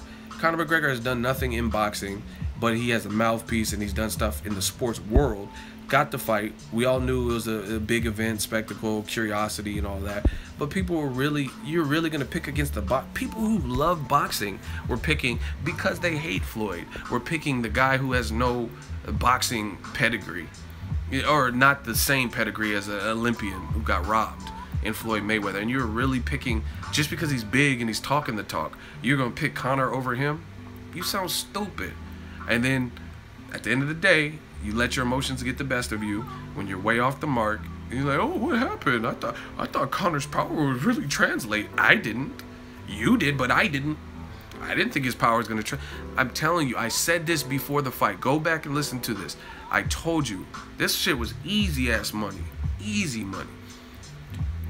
I told you, I said, Conor McGregor keeps saying stuff like, I'm from a more ruthless sport. Okay, that's cool. Shin bones, ruthless sport. We practice all these disciplines and I get kicks and stuff. That's great, but if you can't use any of that because you're in sanctioned Marcus of Queensberry boxing rules, then none of that shit matters because you can't use all those tools. It's like you ever seen those relay races, potato sack races, or where you and a partner, they'll tie your legs together and you have to relay? I mean, if you can't do certain things per the rules, then it doesn't matter how much, like, let's say you're playing some kind of game or bobbing for apples, but your hands are tied behind your back. That's great if you have a real long reach, but if you can't use your reach because you have to use only your mouth and bob for apples, then it doesn't matter how long your reach is and you could just grab an apple out. So Conor saying all that stuff really meant nothing to me. You know what I'm saying? It meant absolutely nothing. Oh, ruthless sport. You can't use all this ruthless shit. You know what I mean? You can't use the kicks and the elbows and stuff. And even though he tried to use some hammer fists and stuff like that, you can't use that full array of things you're talking about. This is in boxing. And you actually had people who thought Floyd was going to lose. And then I have the nerve to ask the pro. I thought his power would translate. I told you guys before the fight, boxers have to get it done with their fists predominantly. Now, don't get me wrong. You use your legs. Like if you're David Haye and his leg is fucked up, you're probably going to lose a fight. even though you have fists, because you can't even get punches off because your base is fucked up. Or Sam Solomon, Jermaine Taylor, Sergio Martinez versus Cotto. So yeah, obviously your whole body is a portion of it, but to get the knockout, it has to be with your fist. To get the, you know what I mean, to score points, it has to be with your fist. And that's the thing. Conor keeps talking about all these disciplines, but boxers train punches only. They're not trained. Canelo, I never watched the 24/7 where Canelo was like, duh, and then kicking the heavy back. I've never seen that. So you have to understand that every drill, everything he's doing, unless it's just an overall workout, like aerobic workout or sprints or something like that, he's using his hands to get it done. He's hitting speed bags. He's pounding the heavy bag paws with his fist. You know what I mean? That's the difference. Boxers train for their whole life on perfecting their shots and their punches. Punches only, not punches and kicks or elbows or spinning back fists, hammer. They're not. They're doing all on punches. You know what I mean? People are really. What is Conor gonna do? Like, to someone who's been boxing their whole life and it's in their DNA. But again, you guys let that stuff, the media and what the fighter's saying, all that stuff, gas you up. I've seen some of the most. Charles Hatley was confident versus Jermell Charlo, but he got knocked out in the fight. You know what I mean? So you got to, I don't look at none of that stuff. People said Andre Ward looked scared versus Kovalev in the rematch at the weigh-in. I was there. I didn't see fear. And again, you guys sound stupid and you let your emotions get the best of you, because if Ward was really and truly afraid of Kovalev, why did he even fight him the first time? That didn't even make sense. Why would he even take the fight, let alone the rematch? Why take the rematch if you're terrified of somebody? You know what I mean? He could have easily did it. You know what I mean? You might have got scrutiny for it, but Andre Ward didn't absolutely have to fight them. He could have told Rock Nation, man, that was a tough fight. I got knocked down. I want to fight Joe Smith Jr. or somebody else. But he didn't do that. So you got to be reading into it. And like I said, back to the pound for pound thing, Golovkin's a good fighter, but like I said, to me, it's not no mystery that the first person he standed up to, or the first person to stand up to him, is somebody with a real live dog pulse. You know what I'm saying? He fought Daniel Jacobs, and then his best test to this point, he arguably lost.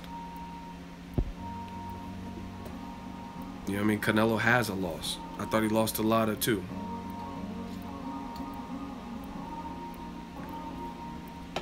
That's why I wouldn't put him pound for pound. Ward moved up and beat guys he wasn't supposed to beat Kovalev. I mean, according to the Kovalev fans and Kovalev, he's not strong enough, and I'll end his boxing career. All that. So that's why when I look at pound for pound, I look at people who are doing, like Terrence Crawford has chewed up. Listen to me. Terrence Crawford has chewed up 2 Olympic gold medalists. Now, Gamboa was the tougher of the 2, but I think he's learned since then. And Crawford chewing up gold medalists. Crawford didn't even go to the Olympics, to my knowledge, and he's destroying Olympians. That's kind of scary. Terrence Crawford fought 2 champions at 40 that were both bigger, rangy, and good boxers. Julius Ndongo, who went in people's backyards twice to beat them up. You know what I'm saying? Or what's his name? Victor Postal, Ukraine boxing school, taller than Crawford, and he's destroying him. And I think he would have stopped Postal if Postal went for broke more. Yeah, he was literally playing with Felix Diaz, a guy who beat Sammy Vasquez and bloodied him up, and they announced it wrong after. They said it was like a draw, or said Vasquez won or something. I was like, what the fuck? That's some bullshit, because he clearly lost. And then they changed it. See, I know my boxing. And then Felix Diaz, he arguably beat Lamont Peterson in a very tough fight. Bottom line, it wasn't Lamont Peterson's best showing. We do know that.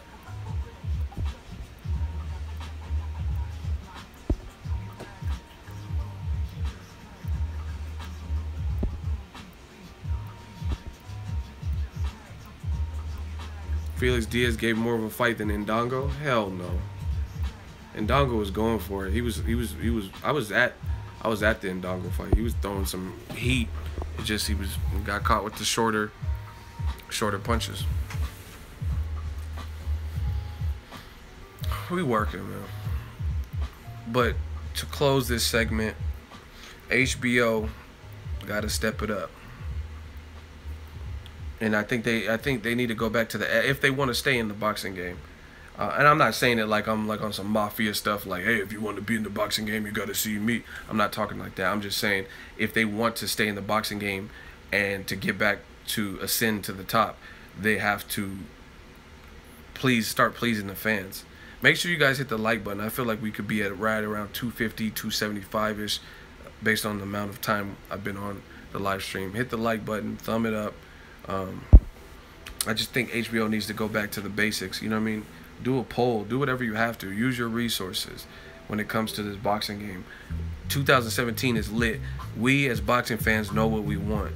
Canelo versus Triple G is a great fight. A very good fight. You know what I mean? Start promoting it as such all the way across the board. Like, I mean, here, this is just me talking. I haven't even tested this out, right? But we're gonna do it live right now. I'm gonna test it out. This is not like a premeditated point. Here, you guys see, I just got on here. HBO, they have 977,000, right? And they just posted this today. It's a video of Canelo, right?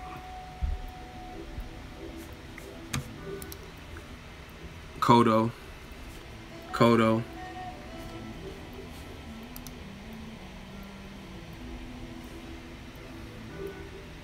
They did this 4 days ago. Like, I get this amount of views on my Instagram too, and I have a fraction.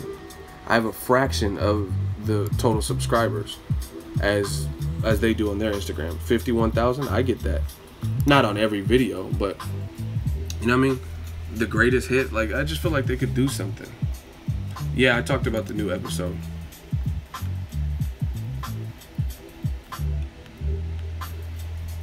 Look, this is my Instagram. I only have 72,000 followers. They have almost 1 million.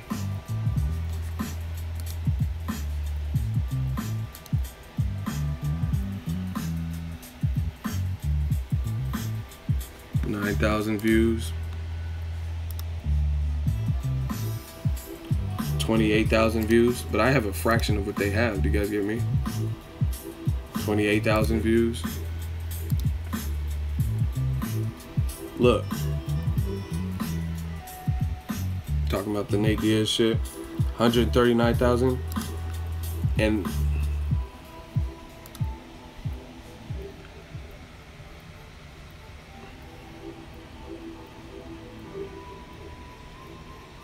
uh-oh.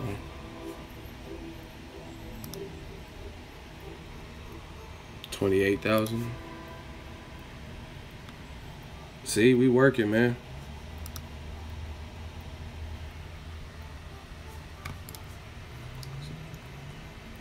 I just feel like they gotta step it up, man. 48,000.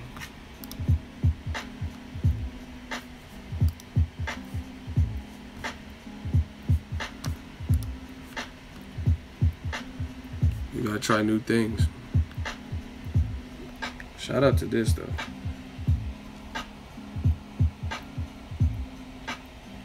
There's Kylie Jenner.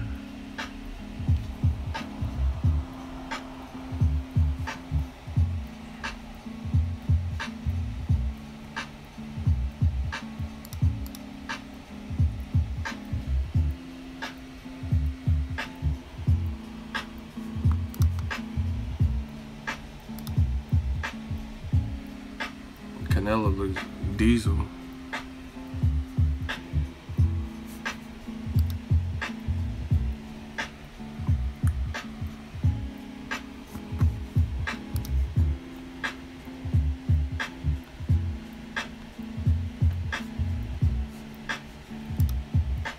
A video of Mayweather.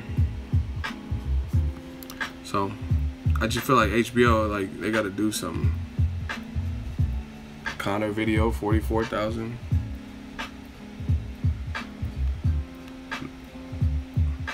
Look, my joke videos, me posting joke videos like Connor. So You gotta learn how to market. This shit is real. Cause I got a fraction of what HBO has in terms of backing and all that. Still doing numbers. So they got a good fight with Canelo Triple G.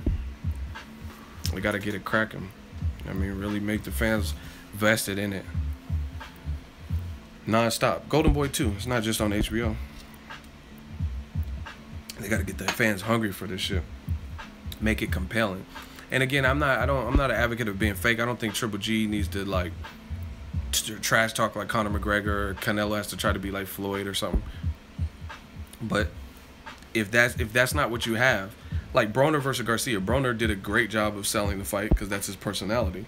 So if you don't have a fighter like that, then you have to go to plan B, like the pregnancy pill. Go to plan B, using what you have.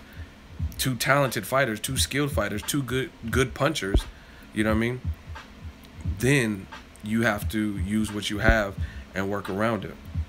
And then find ways to motivate the fans to want to support and to want to buy it. It's simple.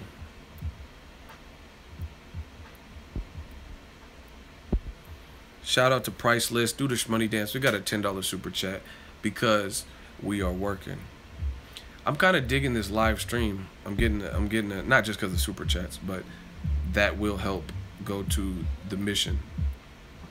And the mission is to get some new gear, or not new gear, just add-ons and stuff. Because when I get some new gear, that's just gonna make everything more efficient. So shout out to the Shmoney Dances, Shmoney team, and the super chats. Triple G needs to speak more English. Shit, Canelo need to speak English. Triple G speak better English than Canelo do. So yeah, you can't blame that on Triple G.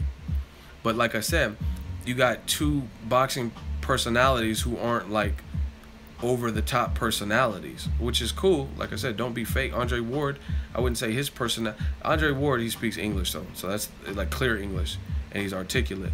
But he's not an over-the-top personality. You know what I mean? He's a chill, family man, well-dressed, well-spoken, stuff like that. But you have, you know what I mean? You have to. I feel like all these fights, even Ward Kovalev, I thought that could have been promoted better. You know what I mean? And it would have did better numbers, truthfully. And I love the fight. I love part 1 and 2. Ward's my dude. I like Kovalev as a fighter. I think he's a good fighter. But people got to understand this. They need to cash me out, really. Cash me out, so I can advise you and give you some tips about the social media game, because that's how I came up. My whole thing, my whole come up was the social media game. YouTube, people don't look at YouTube, but they don't look at it like as such, but it is a social media platform. You know what I mean? Twitter, Facebook, Instagram. You got to use this stuff to your advantage. And it's like kind of like I said, the old way of thinking. HBO's been in it so long, they probably haven't had to really go ham on the gram. You know what I mean? They haven't had to do stuff like that. And they would get good numbers because they had Pacquiao and the season was different. They had Mayweather at one point.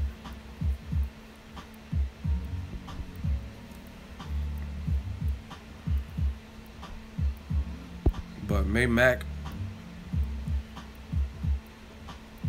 man, 6.5 million. They're showing you. They're showing you how to get this stuff done. Great channel. Thank you. I'm about to get out of here, but that just kind of wraps it up. I'm very happy as a fan with Showtime, PBC, what they're doing, because they're using. They use social media to sell that fight, absolutely. And I think Showtime did a good job of it too. I was on there. I follow all these people, you know what I mean, on social media. But even like, hold on, let me show you. So right now I'm on the Notorious, his page. He was doing a good job of, this is just the fight week stuff, but I'm not really talking about that. But this is before the fight. Look, just little cool pictures like that. You in the Lambo, you posting a progress, Ego Weight Watchers picture. This is the week of, like days before the fight. Wake up Floyd, it's all over, and he's like celebrating. You know what I mean? Whether it's true or not, he's doing a good job. Showing his sessions, him chilling after a session, him working out, showing that he's in shape, beats, swagged out picture, showing him sparring, right? This is right before the fight, and you wonder why it did 6.5 million. Look, showing he's in shape. I'm very pleased with the Nevada, just talking to the fans. Look, all this on the pads, right? All these videos, looking like the Terminator. Look, this is what Conor was doing. It's just simple pictures, but he's keeping the fans intrigued and involved. Like, oh, what is this? Telling you how to sports bet. Obviously, the shit with Paulie Malignaggi, his media day. You know what I mean? Conor, he helped sell the fight by keeping people invested, showing you the progress. Look, the Paulie shit.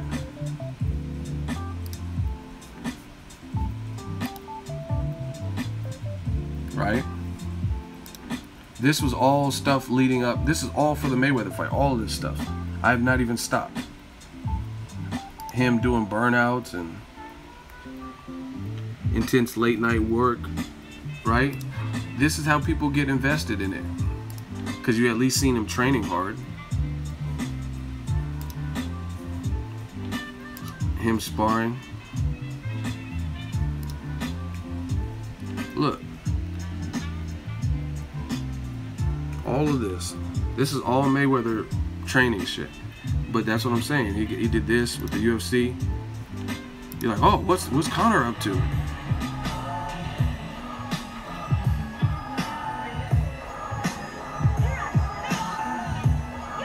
You know what I'm saying? This is what motivates people to buy. Like, oh shit, Conor's really taking this serious. Press conference stuff. Money pictures, right? You guys follow this so far, right? I just showed you all this, a ton of stuff from Conor McGregor, how he promoted the fight. So he deserves every penny that he got in this fight. Every penny. And so it's not just about speaking English. Alright, now this is Triple G's page. 1.8 million followers. I don't know what that say. You guys translate that because I don't know what it means. Right? So he put it in his native tongue. A little video of Abel. Media day. Repost from HBO. Canelo flyer. One picture. Picture of him in shape. You know what I mean? The commercial. Like, it's not really that much original. It's not that much original stuff per this fight. It's some repost.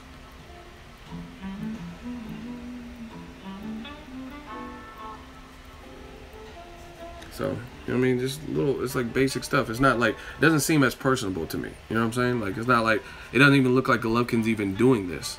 Like, it doesn't look like Golovkin's really posting this himself. The stuff on Conor, whether he was or not, it looked like he was. It looked more personable.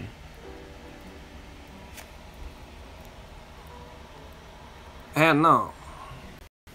So, that's just my 2 cents. Let me know what you guys think. Hit the like button. I just hope it's a good fight.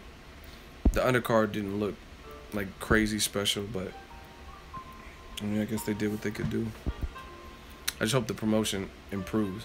Make sure you guys watch the HBO 24/7 episode 1. It's on YouTube, the full episode. Almost 30 minutes. I'm gonna holler at you guys. Let me fade out.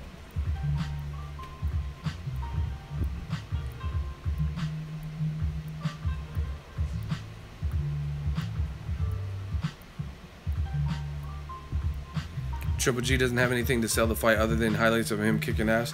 That's false. He can be showing, like, you don't have to give away the game plan, but show some shit from Big Bear, like Conor was doing. Conor was showing some behind the scenes type of stuff. Show us something like that. Okay, I understand if Big Bear, you don't just let anybody in and get shots and post whatever, but you're in charge of it. This is your YouTube. Because you got to look at it, like, these fighters, Floyd changed the business model, like, and it's not even in a bad way like some people try to make it. He showed these fighters that they can get fucking paid, and that's never a bad thing. So the bottom line is, instead of letting HBO do it and then letting Golden Boy do it or K2 do it, you do it. Because depending on how successful this event, that's going to enhance your money. Do you get what I'm saying? It's no different than a record label. Let's say I signed to whatever record label Rihanna's on. Rihanna is a proven star. She drops a single and it makes money for them. So that's going to be a major priority at the record label. People like that are proven. The Beyoncés, the Rihannas, the Eminems, you know what I mean? People who they know they're going to get money with every time they drop, right? Well, Demi Lovato or somebody. But just because I'm signed to a label doesn't mean my hustle has to stop. You know what I mean? That doesn't mean that I can't independently hustle and build a fan base and keep shit going. I wouldn't wait for the record label to do it for me. You know what I mean?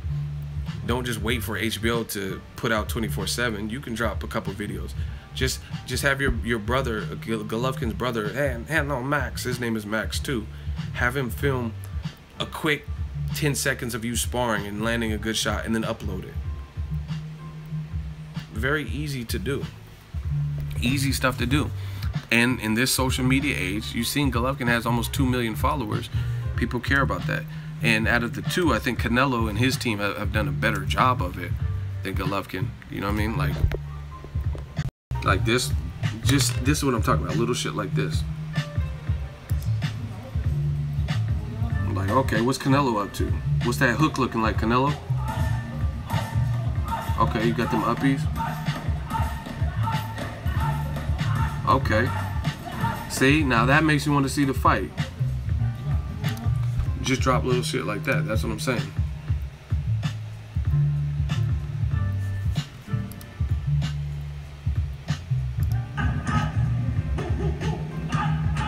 You gotta use this game, man. Anyway, I'm out. It's been real. Shout out to all the boxing fans. HBO got to do something. Showtime's been killing. Charlo-Lubin. Here, let me go over it one time before. I'm really getting off after this.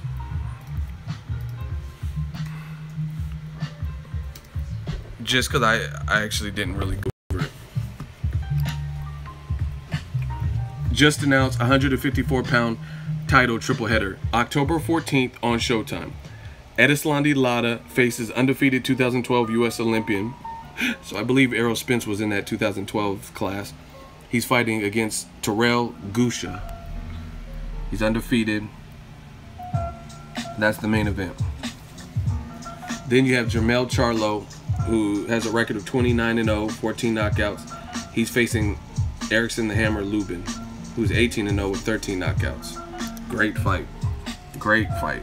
I think that is main event worthy, to be honest. And then you have Austin Trout, 30-3 and 17 knockouts, is fighting against Jared Swift-Hurd in his first title defense of the IBF. October 14th, Barclays Center, Brooklyn. Great fight. That's another. I'm looking forward to that. Trout, he did better. He did a lot better than I thought. I thought Jermall Charlo was too big for him, and he went the distance with him and made for a very competitive fight. I covered the fight, and then Jared Swift-Hurd, he did good, got the stoppage, turned things around, but Tony Harrison was outboxing him at first. So to me, it's a good fight. Trout is a veteran, and this is a new champion that's hungry. Swift ass uppercuts from Jared Hurd. So Showtime's doing really good. Like this is an awesome random triple header in October in New York randomly. You know what I mean? And the thing I like is those three fights are all 154 pounders, so winners could fight. That can help shape the division. Jermall Charlo already left, so these are like the best of the best, minus Demetrius Andrade in the division. You're seeing like pretty much all the top players other than Boo Boo. And for me, I tell you, Boo Boo is a great fighter. I've watched him spar live. I've heard great sparring stories about him. I watched all of his fights, but he's with the smaller promoter. He has to get it cracking for himself too. Hustle, hustle, hustle. Get your name relevant and really popping to the point where these guys can't not fight you. Straight up.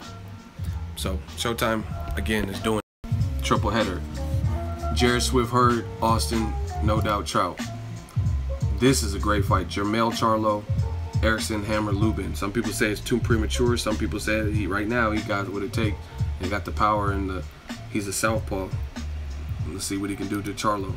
And then Austin Trout, and then Jared Swift-Hurd. And then the main event, Adeslandi Lara versus undefeated Terrell Gashu. I don't know how to pronounce his last name. Let me know what you guys think. Drop your thoughts in the comment section. Make sure you smash the like button, hate, comment, and subscribe. Hit that like button too. We're going to find out if Charlo-Lubin is ready. I'm out.